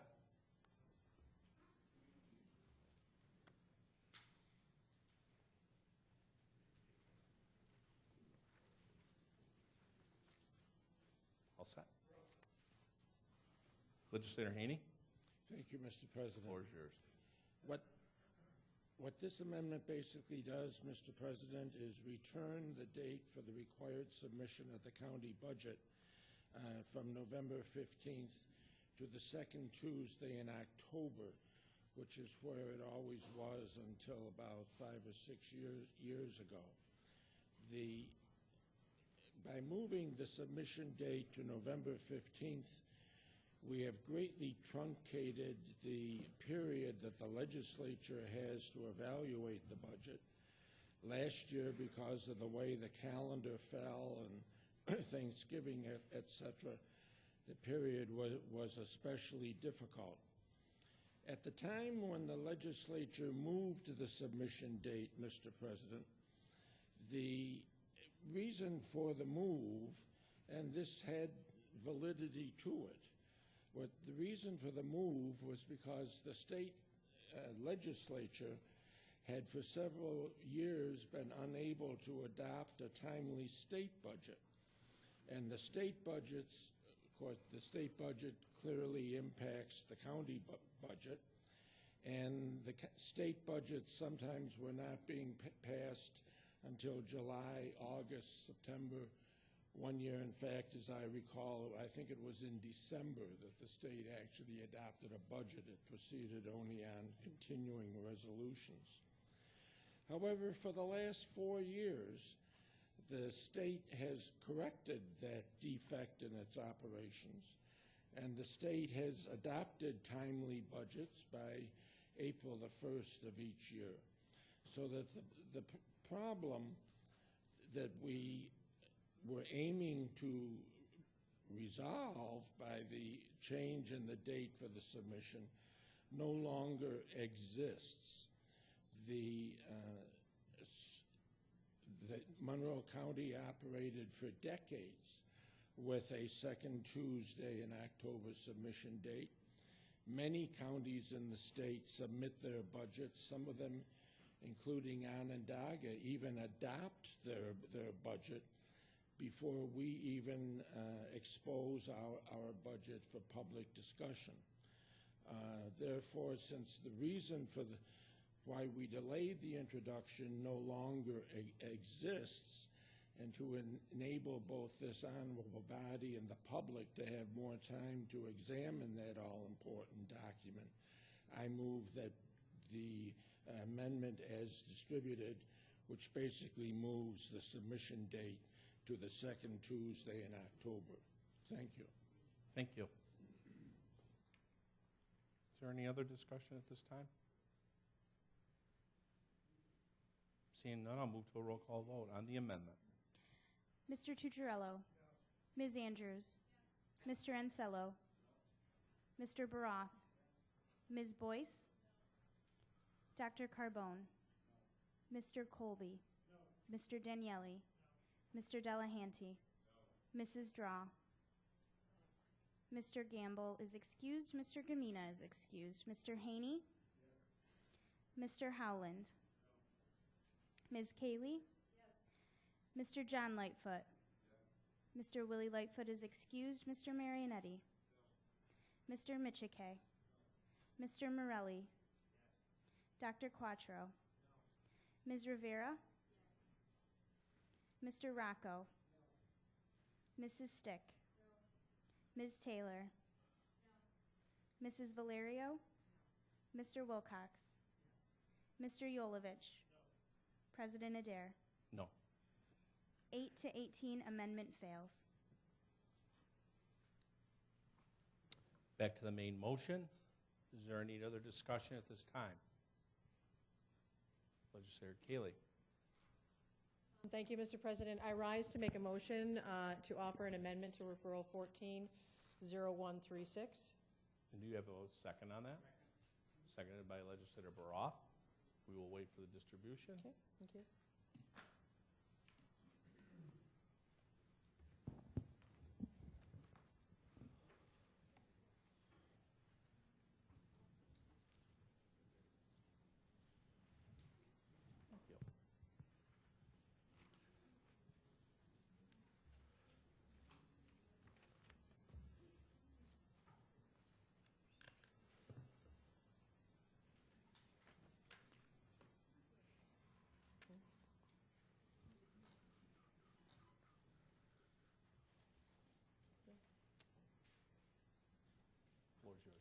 Thank you, Mr. President. This particular amendment is with regards to Section 1, Section C2-6, C15, to be added to the Monroe County Charter. It is with regards to legislative oversight of local development corporations. There are a number of, as you can see going through it, A through I, and in short, this amendment will enable the legislature to have a meaningful oversight of LDCs. For the first time, each LDC created by the county would have 2 board members appointed by this legislature while making all other board appointees subject to the legislature approval. As well as this amendment would also require LDC contracts and amendments to be filed with the clerk of the legislature. In addition, perhaps most important, it would require legislative approval of LDC budgets just as we currently approve MCC's budget. But by having legislative review of their budgets, we will certainly go a long way towards increasing legislative oversight and accountability. And I think that tonight, with at least one speaker that came before this body, it was urged that we take more control with regards to LDC oversight, and I would therefore urge my colleagues to support this amendment. Thank you. Thank you. Is there any other discussion at this time? Seeing none, I'll move to a roll call vote. Mr. Tucciarello? Ms. Andrews? Mr. Ansello? Mr. Baroff? Ms. Boyce? Dr. Carbone? Mr. Colby? Mr. Daniele? Mr. Delahanty? Mrs. Draw? Mr. Gamble is excused. Mr. Gamina is excused. Mr. Haney? Mr. Howland? Ms. Kaylee? Mr. John Lightfoot? Mr. Willie Lightfoot is excused. Mr. Marionetti? Mr. Michike? Mr. Morelli? Dr. Quattro? Ms. Rivera? Mr. Rocco? Mrs. Stick? Ms. Taylor? Mrs. Valerio, Mr. Wilcox, Mr. Yolovich, President Adair. No. 8 to 18, amendment fails.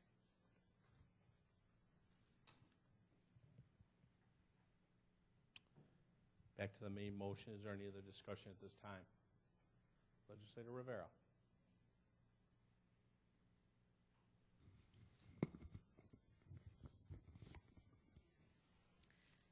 Mr. President, I rise to make a motion to offer an amendment to referral 14-0136. And do you have a second for that? Seconded by Legislator Andrews. I'm sure that the amendment will now be distributed to chambers.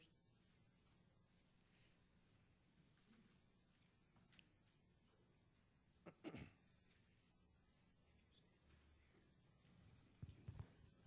you.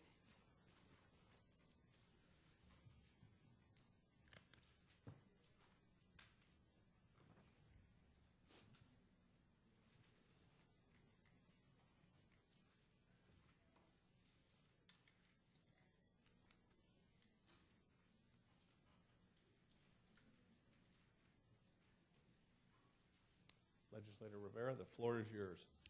Thank you, Mr. President. I have a few points I'd like to make on the importance and necessity of an office of public integrity.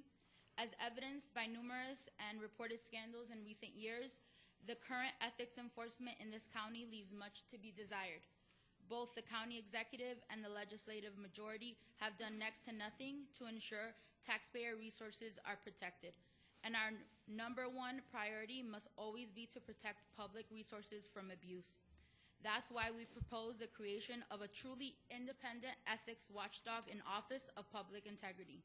This office will have the power to investigate and review all aspects of county operations, including those with local development corporations and public authorities. Most importantly, this office will not answer to any one elected official. They will answer to a board appointed by both parties in the legislature and the executive. This will provide the independence needed to ensure taxpayer resources are adequately protected. Finally, this office will be required to file an annual report with the legislature, which will be available to the public so that they can see for themselves what's going on. This runs contrary to the current process, which hides all information from the public and even from this legislature. We need more transparency. Thank you. Thank you. Is there any other discussion at this time? Seeing none, I'll move to a roll call vote on the amendment. Mr. Tucciarello. Ms. Andrews. Mr. Ansello. Mr. Baroth. Ms. Boyce. Dr. Carbone. Mr. Colby. Mr. Daniele. Mr. Delahanty. Mrs. Straw. Mr. Gamble is excused. Mr. Gamina is excused. Mr. Haney? Mr. Howland? Ms. Cayley? Mr. John Lightfoot? Mr. Willie Lightfoot is excused. Mr. Marionetti? Mr. Michike? Mr. Morelli? Dr. Quattro? Ms. Rivera? Mr. Rocco? Mrs. Stick? Ms. Taylor? Mrs. Valerio? Mr. Wilcox? Mr. Yolovich? President Adair? No. 8 to 18, amendment fails.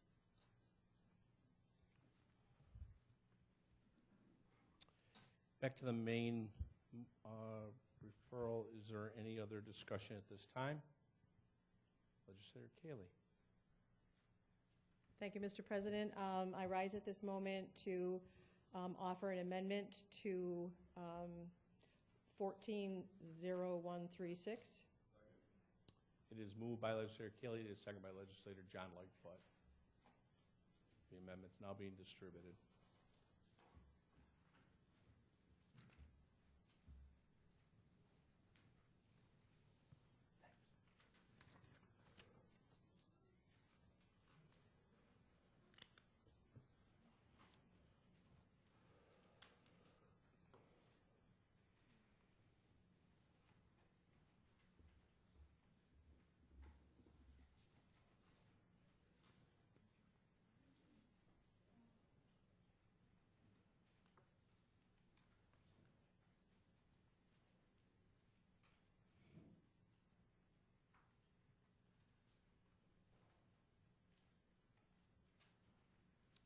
Legislator Kaley, the floor is yours.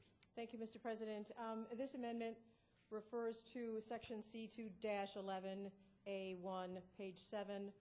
And essentially, this was a suggestion that I believe came through one of my colleagues as to publication of salary.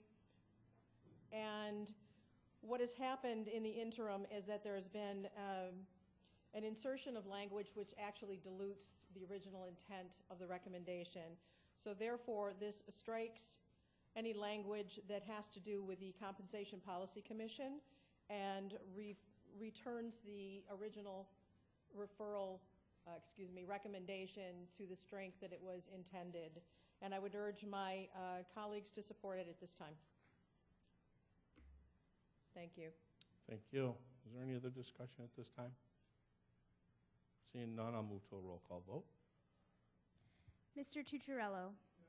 Ms. Andrews. Mr. Ansello. Mr. Baroff. Ms. Boyce. Dr. Carbone. Mr. Colby. Mr. Daniele. Mr. Delahanty. Mrs. Draw. Mr. Gamble is excused. Mr. Gamina is excused. Mr. Haney? Mr. Howland? Ms. Kaley? Mr. John Lightfoot? Mr. Willie Lightfoot is excused. Mr. Marionetti? Mr. Michike? Mr. Morelli? Dr. Quattro? Ms. Rivera? Mr. Rocco? Mrs. Stick? Ms. Taylor? Mrs. Valerio? Mr. Wilcox? Mr. Yolovich? President Adair? No. 8 to 18, amendment fails. Back to the main motion. Is there any discussion? Legislator Haney. Thank you, Mr. President. I rise to make a motion to offer an amendment to referral 14-0136, which will be distributed. Seconded by Legislator Kaley, and the amendment is being distributed now.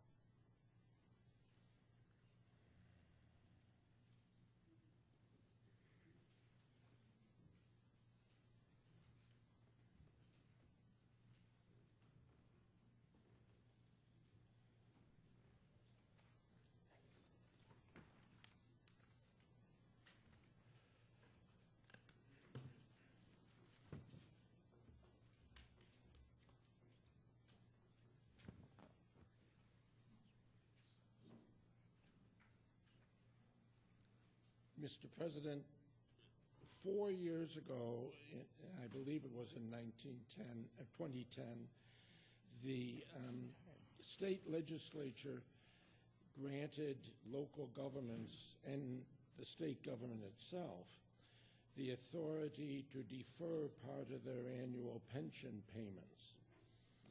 These deferrals, in effect, create debts which have to be paid off over a certain number of years. This county, when it borrows money in the traditional manners, as we authorized just a few moments ago, the legislature is required to authorize that by a 2/3 vote. And the reason that that's required is because we are binding future legislators and citizens in future years to pay indebtedness that we are authorizing. However, we are borrowing money every year from the state pension system by virtue of these deferrals, and there has never been a vote in this legislature to authorize such borrowing.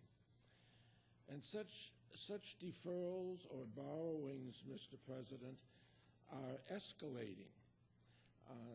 We started out in the year 2000, at the end of 2010, by deferring about $6,139,000. The next year we deferred $8 million. The next year, we deferred $17,272,000. And at the end of last year, we deferred, by my accounting, about $21,729,000.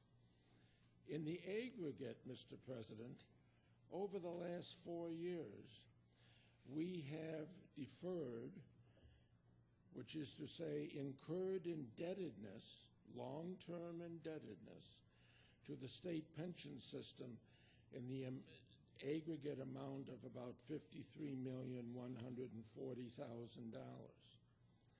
We would never consider binding future legislators and citizens to that kind of indebtedness in the regular bonding process without a vote of this legislature. Yet this borrowing, this deferral, which, as I say, in the aggregate has reached over $53 million, has been done without any vote ever being held in this legislative body. The amendment, Mr. President, would change that so as to require that the same standard exist for borrowings in the state pension system as exists for regular borrowings. The effect of both are exactly the same, and would correct this inequity so that the legislature would have a say in whether we incurred these items of indebtedness. The amendment is not a critique of whether it was good or bad to borrow the money. The amendment only addresses the fact that we're incurring very large items of indebtedness, items which are growing substantially year by year, and the legislature should be addressing whether it feels these are appropriate. Thank you. Thank you. Is there any other discussion at this time? Seeing none, I'll move to a roll call vote.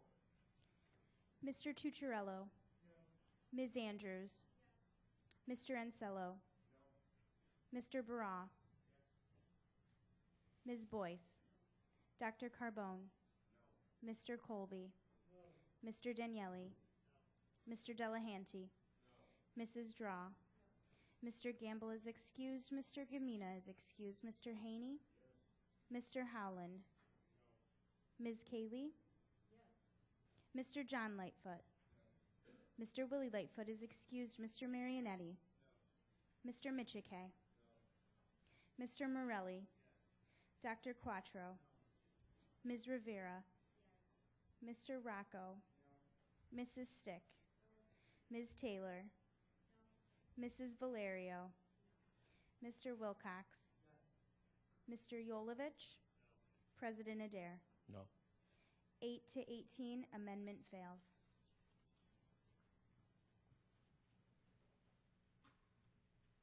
Back to the main motion. Is there any discussion at this time? Legislator Morelli. Mr. President, I rise to make a motion to amend referral 14-0136. Second. It is moved by Legislator Morelli, and second by Legislator John Lightfoot. The amendment is being distributed now.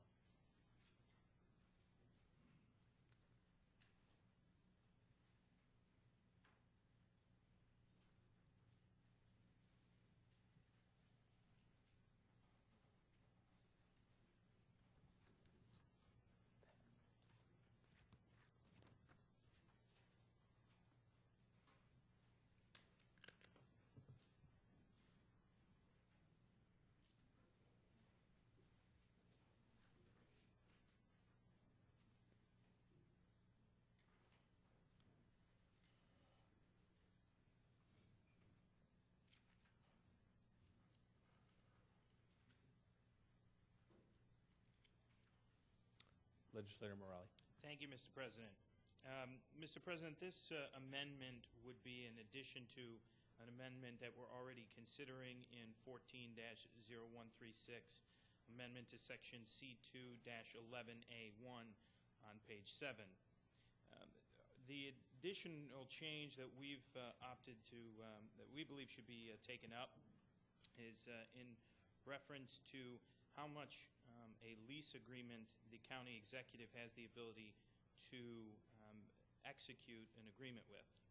We've already seen a change in the ability for the, or potentially see a change for the county executive to change the approval of goods and services to $20,000. This would reflect a change when it comes to lease agreements. We have a responsibility to our taxpayers. It is our duty as a legislative body to ensure that there are checks and balances which our founding fathers intended. I believe that this amendment is appropriate, and I would ask my colleagues on both sides of the aisle to approve it. Thank you, Mr. President. Thank you, Legislator Morelli. Is there any other discussion at this time?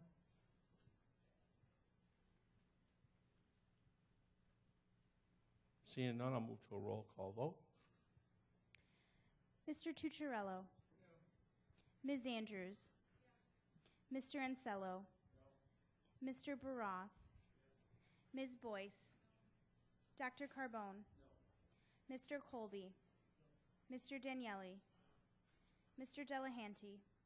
Mrs. Draw. Mr. Gamble is excused. Mr. Gamina is excused. Mr. Haney. Mr. Howland. Ms. Cayley. Mr. John Lightfoot. Mr. Willie Lightfoot is excused. Mr. Marionetti. Mr. Michike. Mr. Morelli. Dr. Quattro. Ms. Rivera. Mr. Rocco. Mrs. Stick. Ms. Taylor. Mrs. Valerio. Mr. Wilcox. Mr. Yolovich. President Adair. No.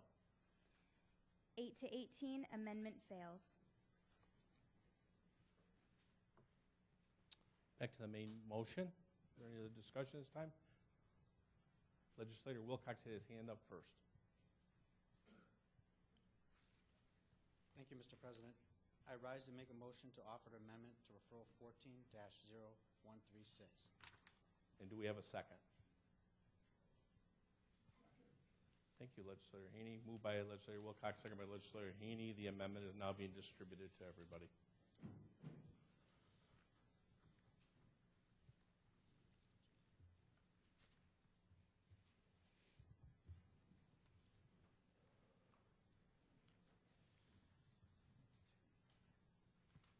Thank you.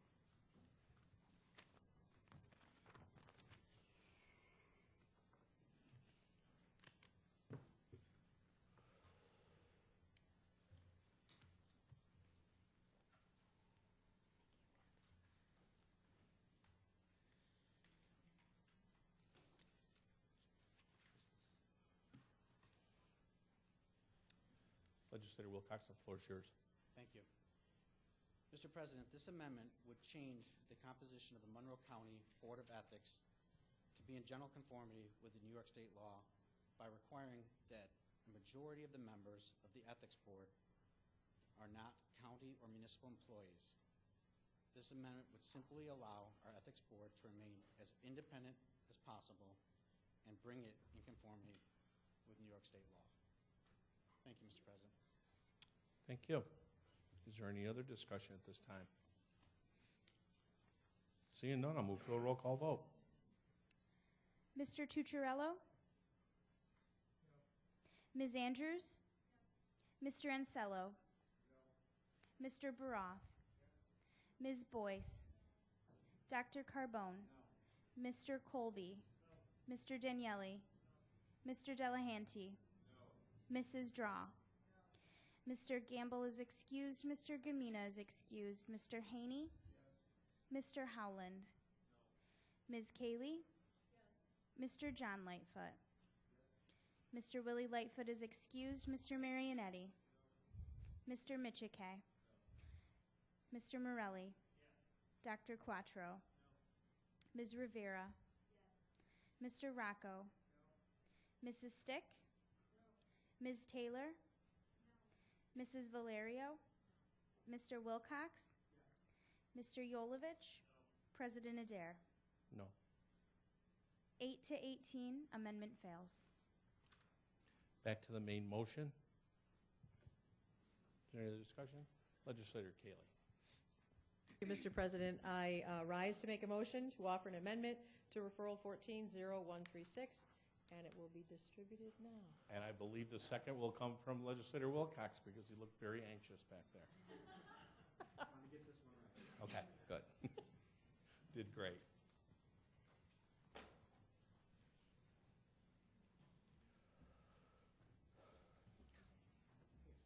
Hey, I know. Was it, you have my bag or what? Please.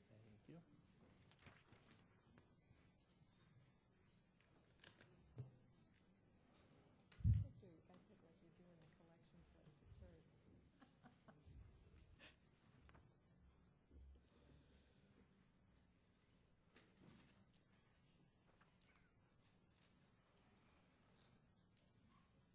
Legislator Kaley, the floor is yours.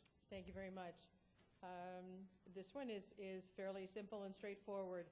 With regards to Section C-17C2, page 44 of referral 140136, this deals with language that was submitted by MCH, and basically what it does is just bring their language into conformity with the language of the charter, striking the one portion that says one member of the largest minority party and just making it one member of majority party, one member of the minority party, which is how we currently use the language that we currently use in the charter itself. Therefore, I say it's a pretty simple editing, and I urge the body to approve it. Thank you. Thank you. Is there any other discussion at this time? Seeing none, I'll move to a roll call vote. Mr. Tucciarello? Yes. Ms. Andrews? Yes. Mr. Ansello? Yes. Mr. Baroff? Yes. Ms. Boyce? Yes. Dr. Carbone? Yes. Mr. Colby? Yes. Mr. Daniele? Yes. Mr. Delahanty? Yes. Mrs. Draw? Yes. Mr. Gamble is excused. Mr. Gamina is excused. Mr. Haney? Yes. Mr. Howland? Yes. Ms. Kaley? Mr. John Lightfoot? Mr. Willie Lightfoot is excused. Mr. Marionetti? Mr. Michike? Mr. Morelli? Dr. Quattro? Ms. Rivera? Mr. Rocco? Mrs. Stick? Ms. Taylor? Mrs. Valerio? Mr. Wilcox? Mr. Yolovich? President Adair? Yes. 26-0, amendment passes. Your vote is as important as everyone else's, Legislator Kaley. Just want you to know that. Back to the main motion. Legislator Haney. Thank you, Mr. President. I rise to make a motion to offer an amendment to referral 14-0136. It is moved by Legislator Haney. It is seconded by Legislator Wilcox. It will now be distributed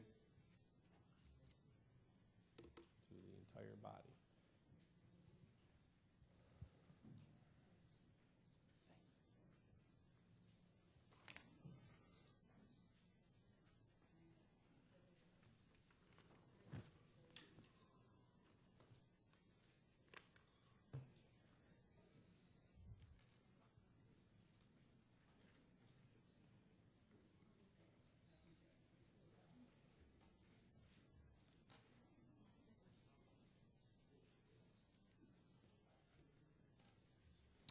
Legislator Haney, the floor is yours. Thank you, Mr. President. What the amendment basically does, Mr. President, in fact, what it does in total, is to revert the charter to the way the charter currently reads. That is, to delete all of the changes that are proposed in the sections related to planning activities, the county planning department, etc. The changes in the group of proposed changes to the charter. The changes that are being made into the planning function in the Department of Planning are by far the most extensive in the entire charter. The pages with the changes go on for some 8 or 10 typed pages. I realize that most of what is being done in the proposed changes codifies currently existing practice. And that is to say that a number of traditional planning activities which this county government engaged in over the years have lapsed in recent years, and the proposed changes codify what has been reality the last few years. That is not, however, to say that that reality is good. We are basically codifying the gutting of the planning function in county government. I do not think that is a good thing. All references to the annual planning effort are being removed. Requirements to modify the county development plan are being removed. I doubt if anyone, at least in this honorable body, has ever even seen the county development plan. I haven't. It hasn't been revised in some 15, 16 years. The world and this county have changed dramatically. And as we change and as we continue to change, I sincerely believe that the lack of serious, comprehensive planning, both land use planning, which I realize by zoning regulations is reserved to the local municipalities, but in a more global sense, land use planning, programmatic planning, etc., are things which I do believe that county government should be engaged in. What I would hope, Mr. President, is that if this amendment is passed, which, as I say, would then maintain the status quo in the charter, that our Planning and Economic Development Committee would enter into some serious discussions with the administration as to what the scale and type of planning is that we feel as a legislative body the county should be doing. That type of discussion, Mr. President, has not taken place. And before we codify the gutting of our planning processes, I think that discussion should take place, and I would hope that the amendment would pass so that the Planning and Economic Development Committee could have those discussions, and then as a result of those discussions could bring back to this legislative body whatever type of changes it then deems are appropriate to the charter. Thank you. Thank you. Is there any other discussion? Seeing none, I'll move to a roll call vote. Mr. Tucciarello? Ms. Andrews? Mr. Ansello? Mr. Baroth? Ms. Boyce? Dr. Carbone? Mr. Colby? Mr. Daniele? Mr. Delahanty? Mrs. Draw? Mr. Gamble is excused. Mr. Gamina is excused. Mr. Haney? Mr. Howland? Ms. Kaylee? Mr. John Lightfoot? Mr. Willie Lightfoot is excused. Mr. Marionetti? Mr. Michike? Mr. Morelli? Dr. Quattro? Ms. Rivera? Mr. Rocco? Mrs. Stick? Ms. Taylor? Mrs. Valerio? Mr. Wilcox? Mr. Yolovich? President Adair? No. 8 to 18, amendment fails. Back to the main motion. Is there any discussion? Legislator Haney. Thank you, Mr. President. I rise to offer an amendment to referral 14-0136.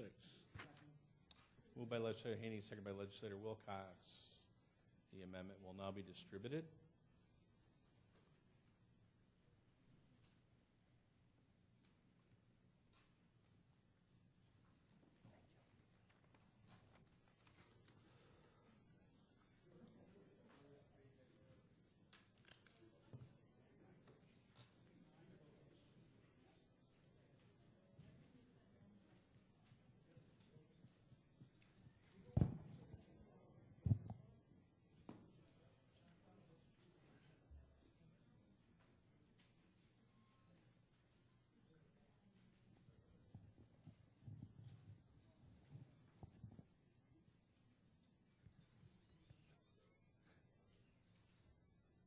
Legislator Haney, the floor is now yours. Thank you, Mr. President.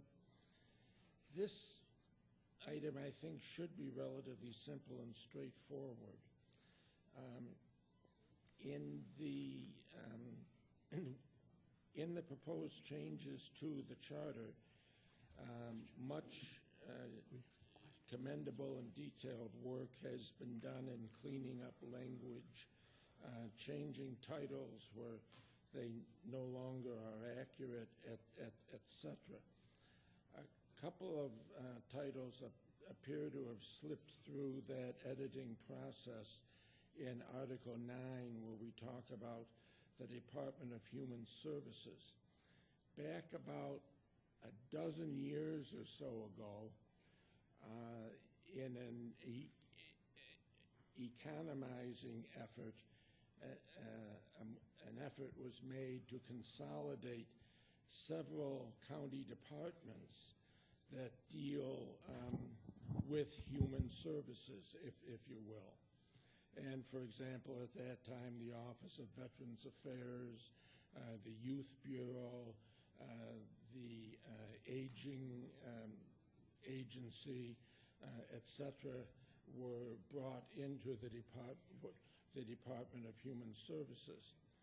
It was also contemplated at that time that the Health Department would be merged into the Department of Human Services, and therefore the department was renamed the Department of Human and Health Services. However, it was subsequently discovered that because of the state requirements concerning health departments and the status of the health director, that really was not possible. So we end up in the situation where the purported Department of Human and Health Services really doesn't exist. It's the Department of Human Services. And indeed, there's a conflict in the language in the charter. In sections C611, where in paragraph A, we refer to the Commissioner of the Department of Human and Health Services, and in paragraph C, where we refer to the Commissioner of Social Services. This is merely an editing effort, Mr. President, in which we would restore the correct language and call the Department of Human Services what it actually is, and be consistent in the use of the title Commissioner of Social Services. Thank you, Mr. President. Thank you. Is there any other discussion at this time? Legislator Delahanty. Through you, Mr. President, I see that Commissioner Reed is present with us tonight, and I thought the department was called Human Services. Is there a reason why it's called something different?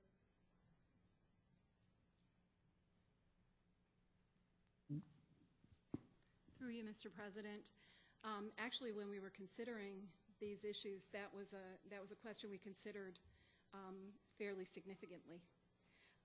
There's a couple of reasons why you see a difference there. One is, you know, in all the other districts of the state of New York, social service districts, the commissioner is known as the Commissioner of Social Services. In this particular county, it's called the Commissioner of Human Services because there are several other issues that are under the auspices of the department that I manage, including the Office of Mental Health, the Youth Bureau, etc. So that's why the title in this particular district, in this particular county, is a department, Commissioner of the Department of Human Services. We do function generally as the Department of Human Services, but when we were considering the piece in the charter, one of the reasons why we chose to keep it Human and Health Services is that when we made that consolidation, we consolidated the Office of Mental Health into the department, and we also manage, at least for this period of time, we also manage and have direct responsibility for portions of the state's healthcare product, which was formerly called Medicaid, and we will, for a number of years going forward, have direct responsibility. So we felt like that was another reason why we should consider having the Department of Human and Health Services in there. And then a third reason is to represent the partnership that actually does exist between the Department of Human Services and the Department of Public Health, where we do a lot of things in partnership with one another, things related to early learning, things related to lead in the community, and perhaps most importantly, the Department of Health manages and is responsible for Starlight Pediatrics, which is the medical provider for all of the young people in my care and custody who are in foster care. So we felt like it was an appropriate piece of the charter, at least for this period of time, to call it Health and Human Services. Thank you, Legislator Doheny. You're all set? All set? Is there any other discussion? Legislator Haney? Through you, Mr. President, a question, but on page 28 of the proposed changes, isn't there a conflict between paragraph A and paragraph C, where in paragraph A, Ms. Kelly, you're referred to as the Commissioner of the Department of Human and Health Services, and in paragraph C, you're referred to as the Commissioner of Social Services?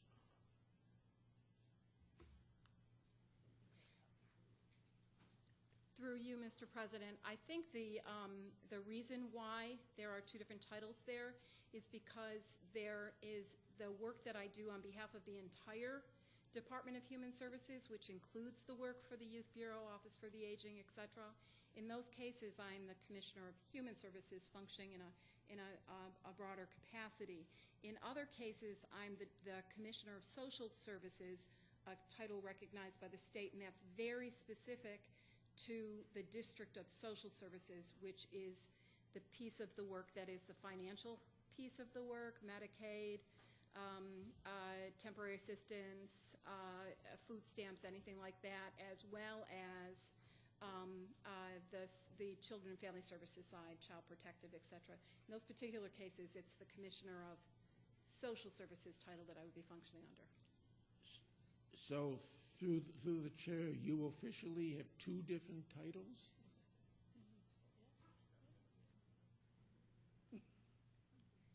Through you, Mr. President, yes. When the legislature confirmed your appointment after being nominated by the county executive, what title did we confirm you to? Through you, Mr. President, when you confirm my appointment, you're confirming me as the Commissioner of Social Services.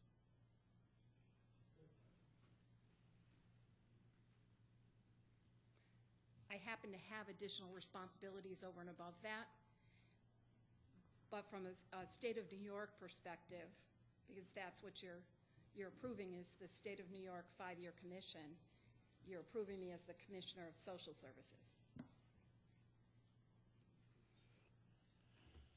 I have to confess I'm confused, Mr. President. But I'd rather ask the legislature to proceed with the permission of the seconder. I'll withdraw the amendment. The amendment is now withdrawn from the floor. Thank you, Mr. Haney.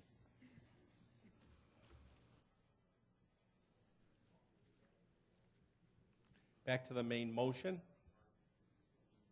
Is there any discussion?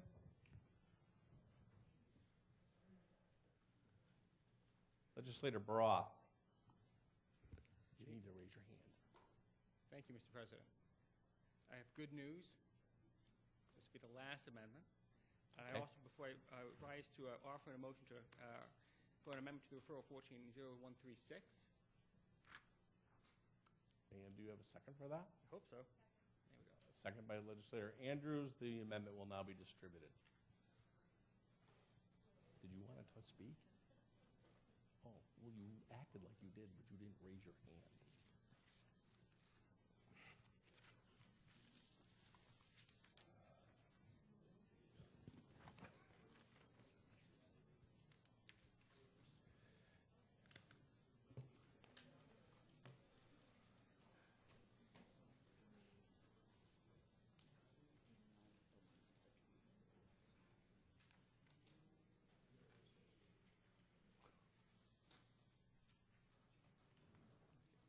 Thank you, Mr. President.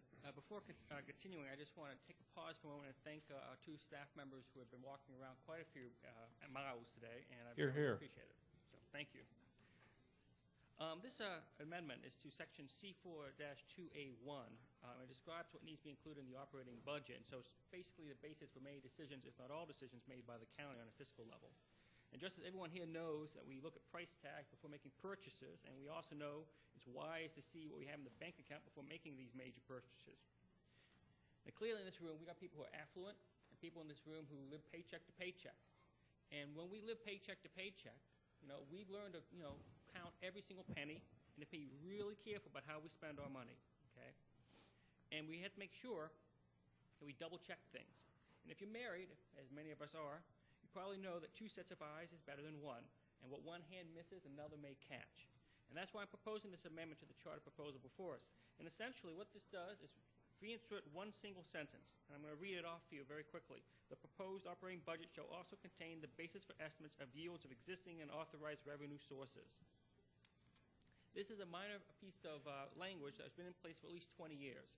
And we've operated very well with that piece of language there. So I would urge you to consider this not a major concern in terms of having a drastic change on our operating styles here with the administration or the legislative body.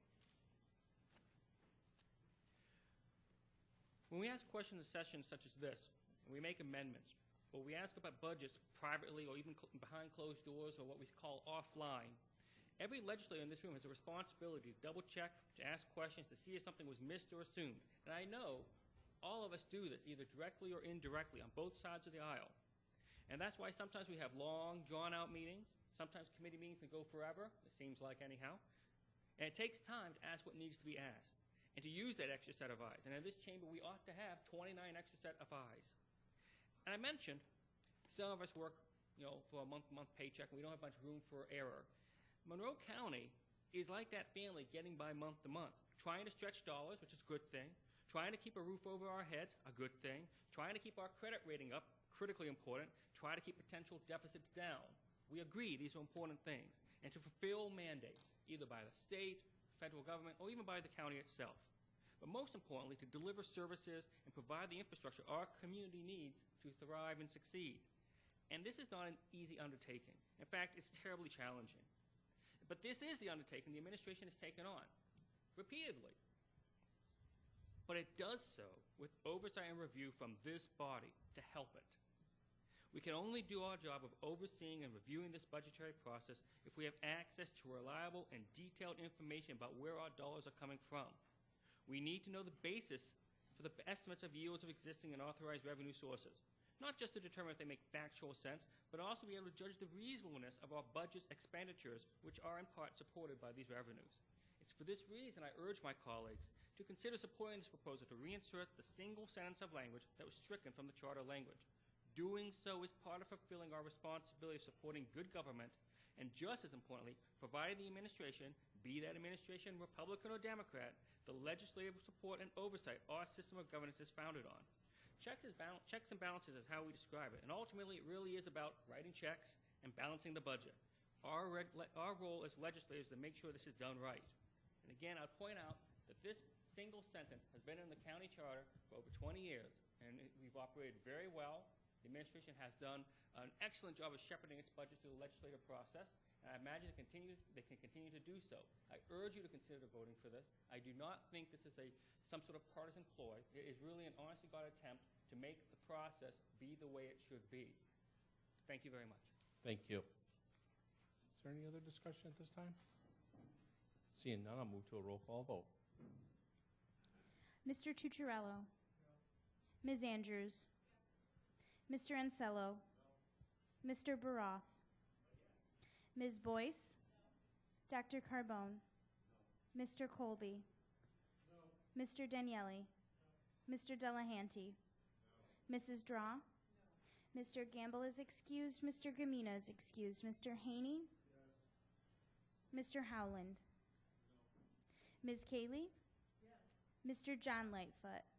Mr. Willie Lightfoot is excused. Mr. Marionetti. Mr. Michike. Mr. Morelli. Dr. Quattro. Ms. Rivera. Mr. Rocco. Mrs. Stick. Ms. Taylor. Mrs. Valerio. Mr. Wilcox. Mr. Yolovich. President Adair. No. 8 to 18, amendment fails. Back to the main motion. Is there any discussion at this time? Legislator Andrews.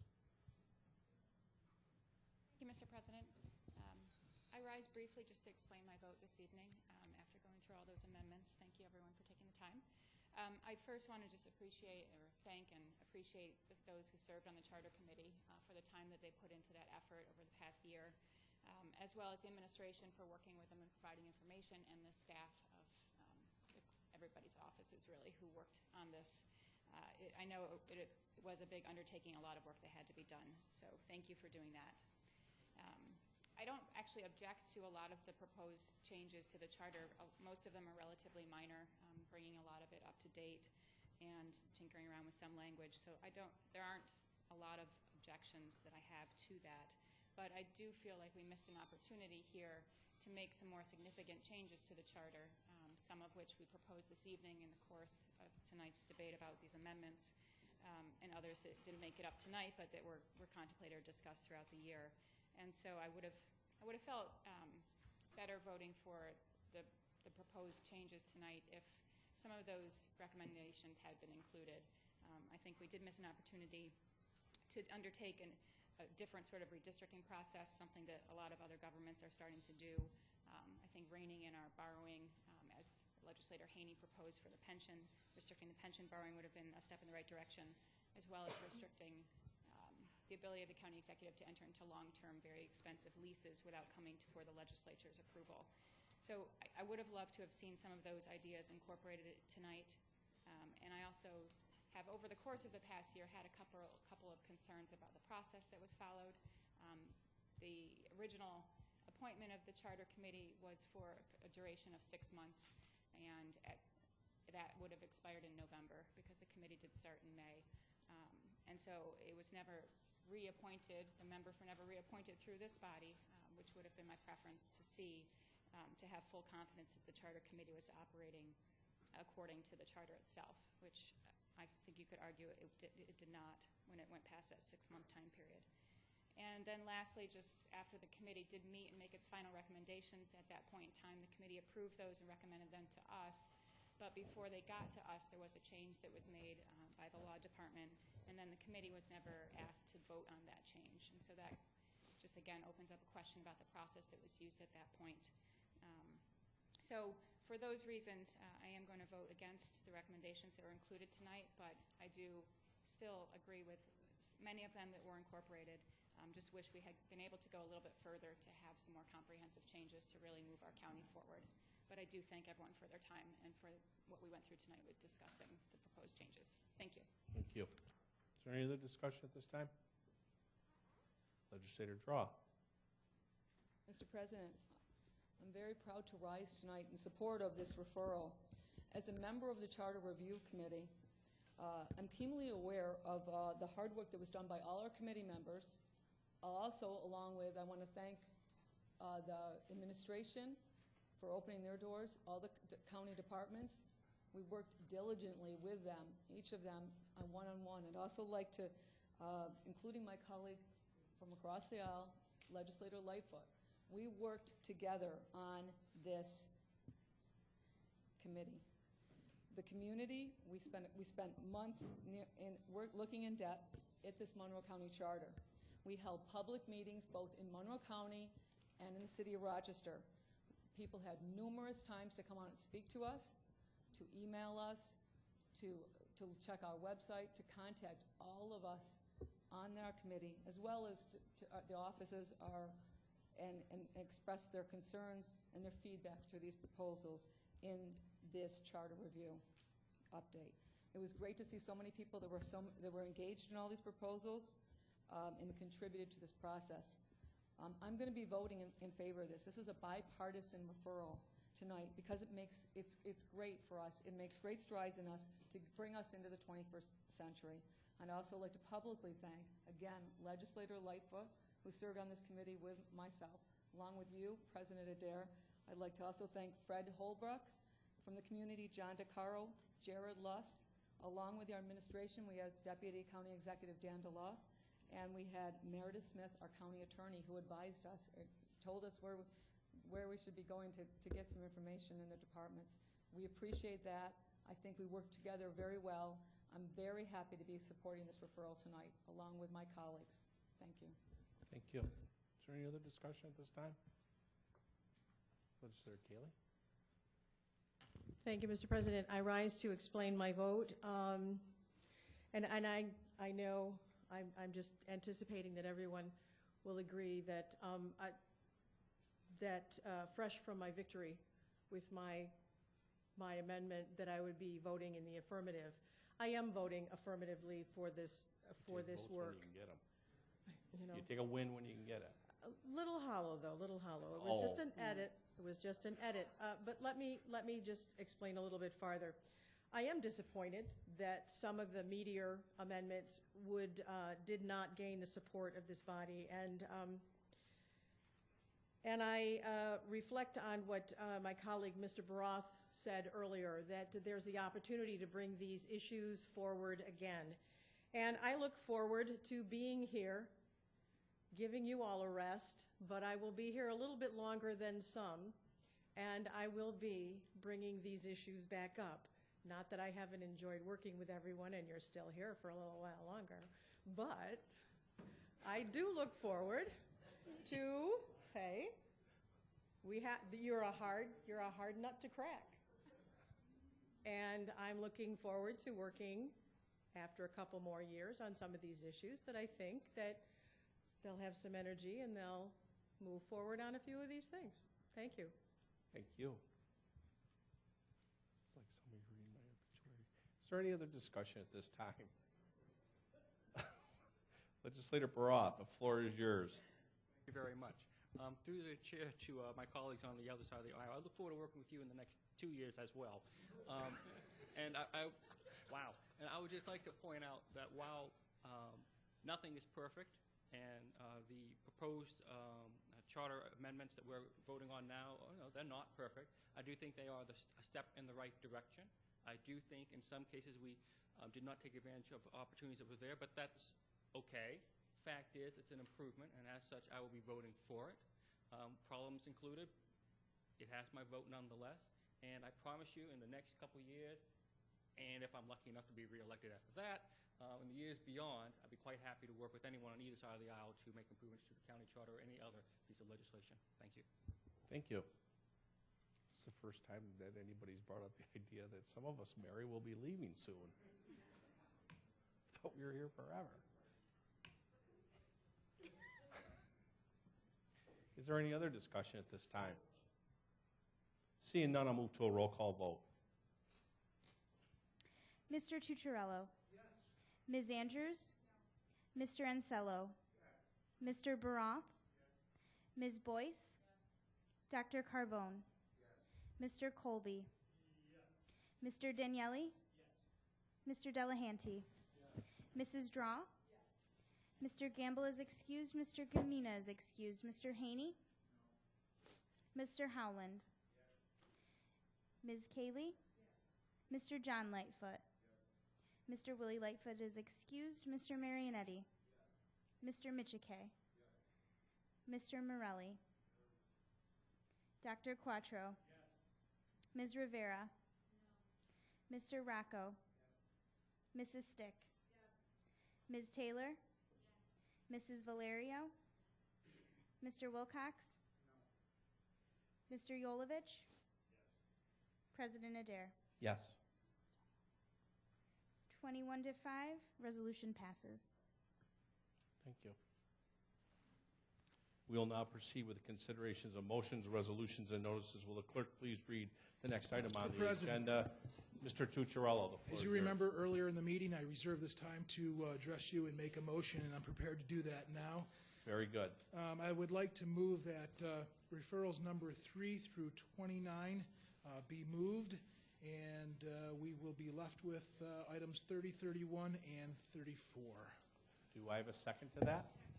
Second by Legislator Andrews. We will be moving items number 3 through 29. Is there any discussion to moving those items? If not, all those in favor indicate by saying aye. Opposed? That item carries. We will now move on to item number 30. Please wait.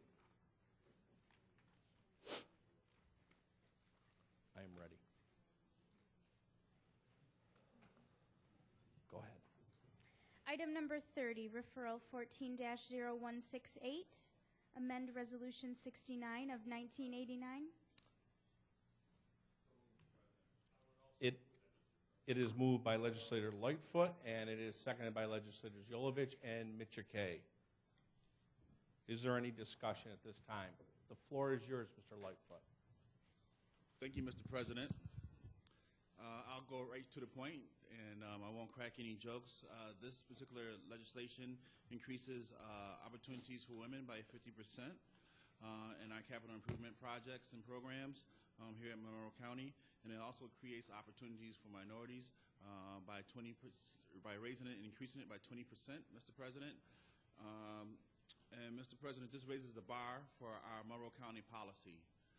Mr. President, it is a great day, and I'm very proud to be a legislator today.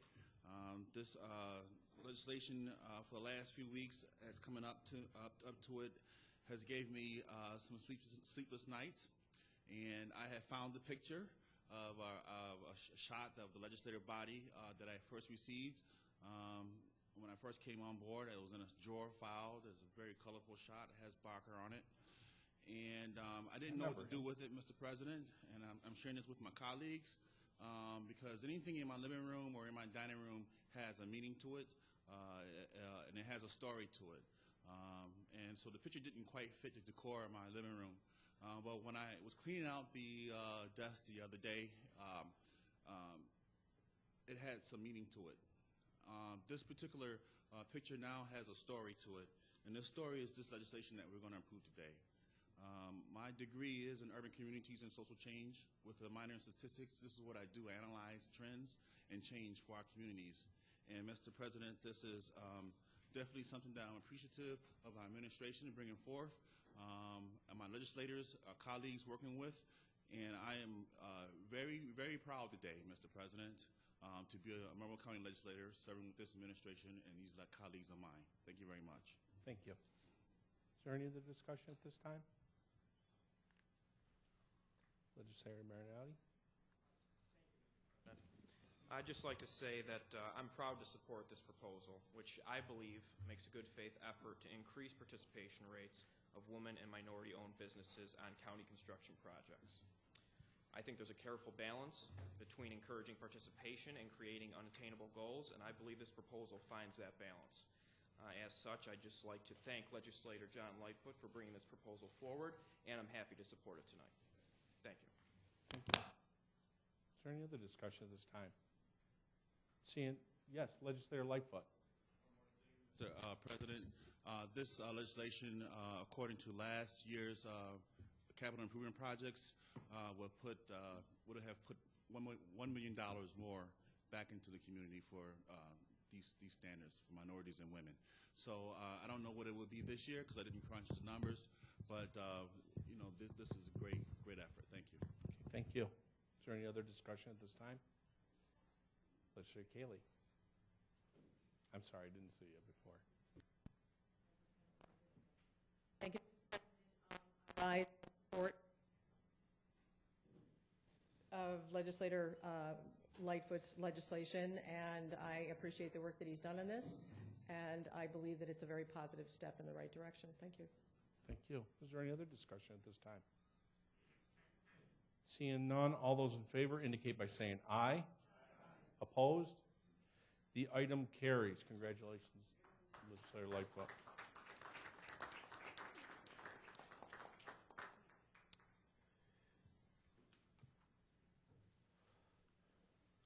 We will now move on to, under matters of urgency, item number 31, if I am correct.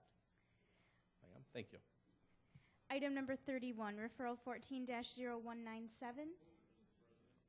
Moved by Legislator Yolovich, second by Legislator Rocco. Is there any discussion on this at this time? Legislator Haney. Just a quick question, Mr. President, although perhaps nobody in the room now would be able to answer it. I'm a little surprised from the table of the actual distribution that's attached to the introductory that the amount being distributed is so very low. The table goes back for a 10-year period, and the amount that's being distributed to the towns, for example, is the lowest for any 6-month period. And in that 10-year block of time that's here, my understanding was that the real estate, it's even lower than when the real estate market sort of went bust about 3 years ago. And my question, although I recognize that these numbers come from the county clerk's office, my question is, they're so low, are we sure they're correct?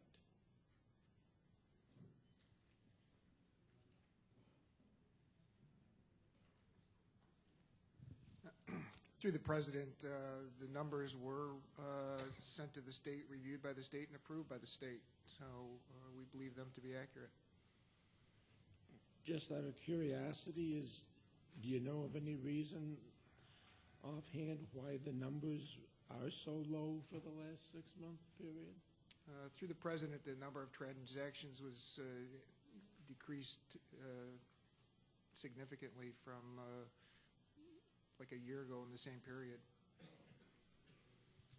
So the real estate market really in this 6-month period was off that much?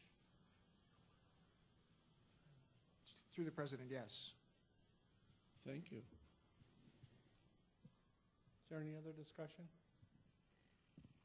Seeing none, all those in favor indicate by saying aye. Opposed? That item carries. We'll now move to item number 34. Item number 34, referral 14-0200. It is moved by Legislator Yolovich, second by Legislator Rocco. Is there any discussion at this time? Legislator Haney. Thank you, Mr. President. Again, a quick question. Could somebody give us a brief explanation of what's taking place here? I for one, never heard of these QECB bonds.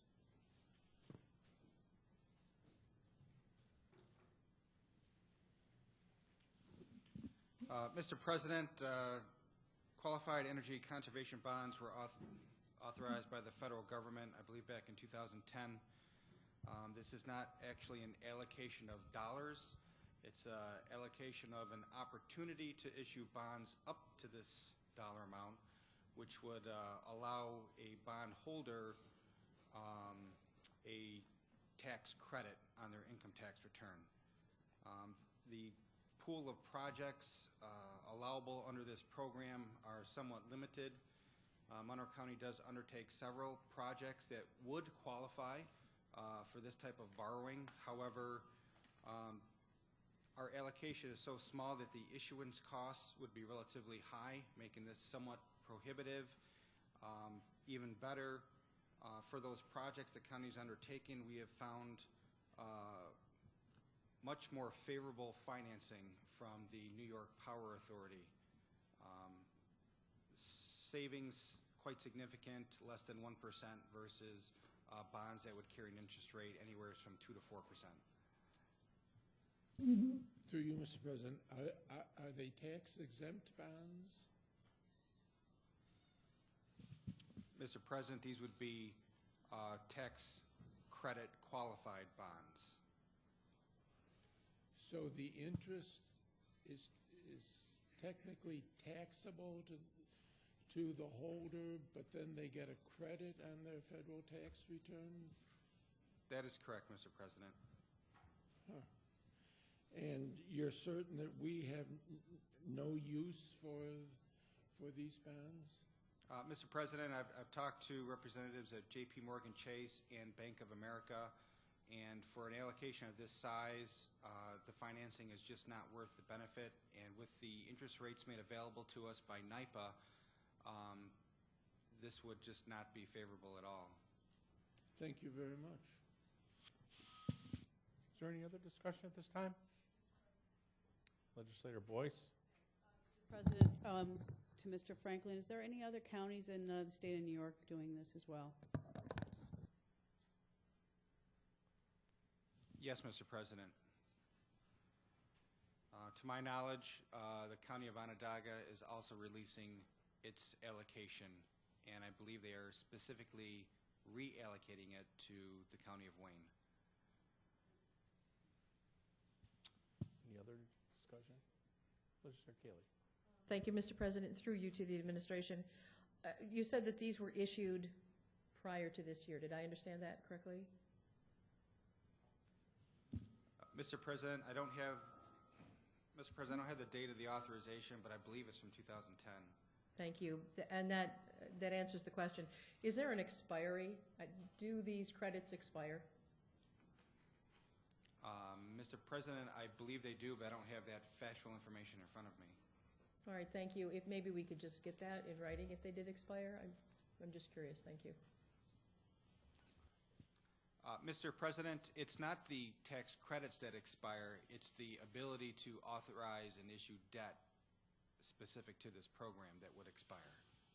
Thank you. You said, thank you, through the President, I think you stated what I failed to. That was my interest as to when it would expire. That was the only question that I can have later through you. Yeah. Yes, Mr. President. Okay, is there any other discussion at this time? Seeing none, all those in favor indicate by saying aye. Opposed? The item carries. There being no unfinished business tonight before us, Legislator Tucciarello. Mr. President, we stand adjourned until 6 p.m. Tuesday, July 8th, 2014. Thank you all. Thank you.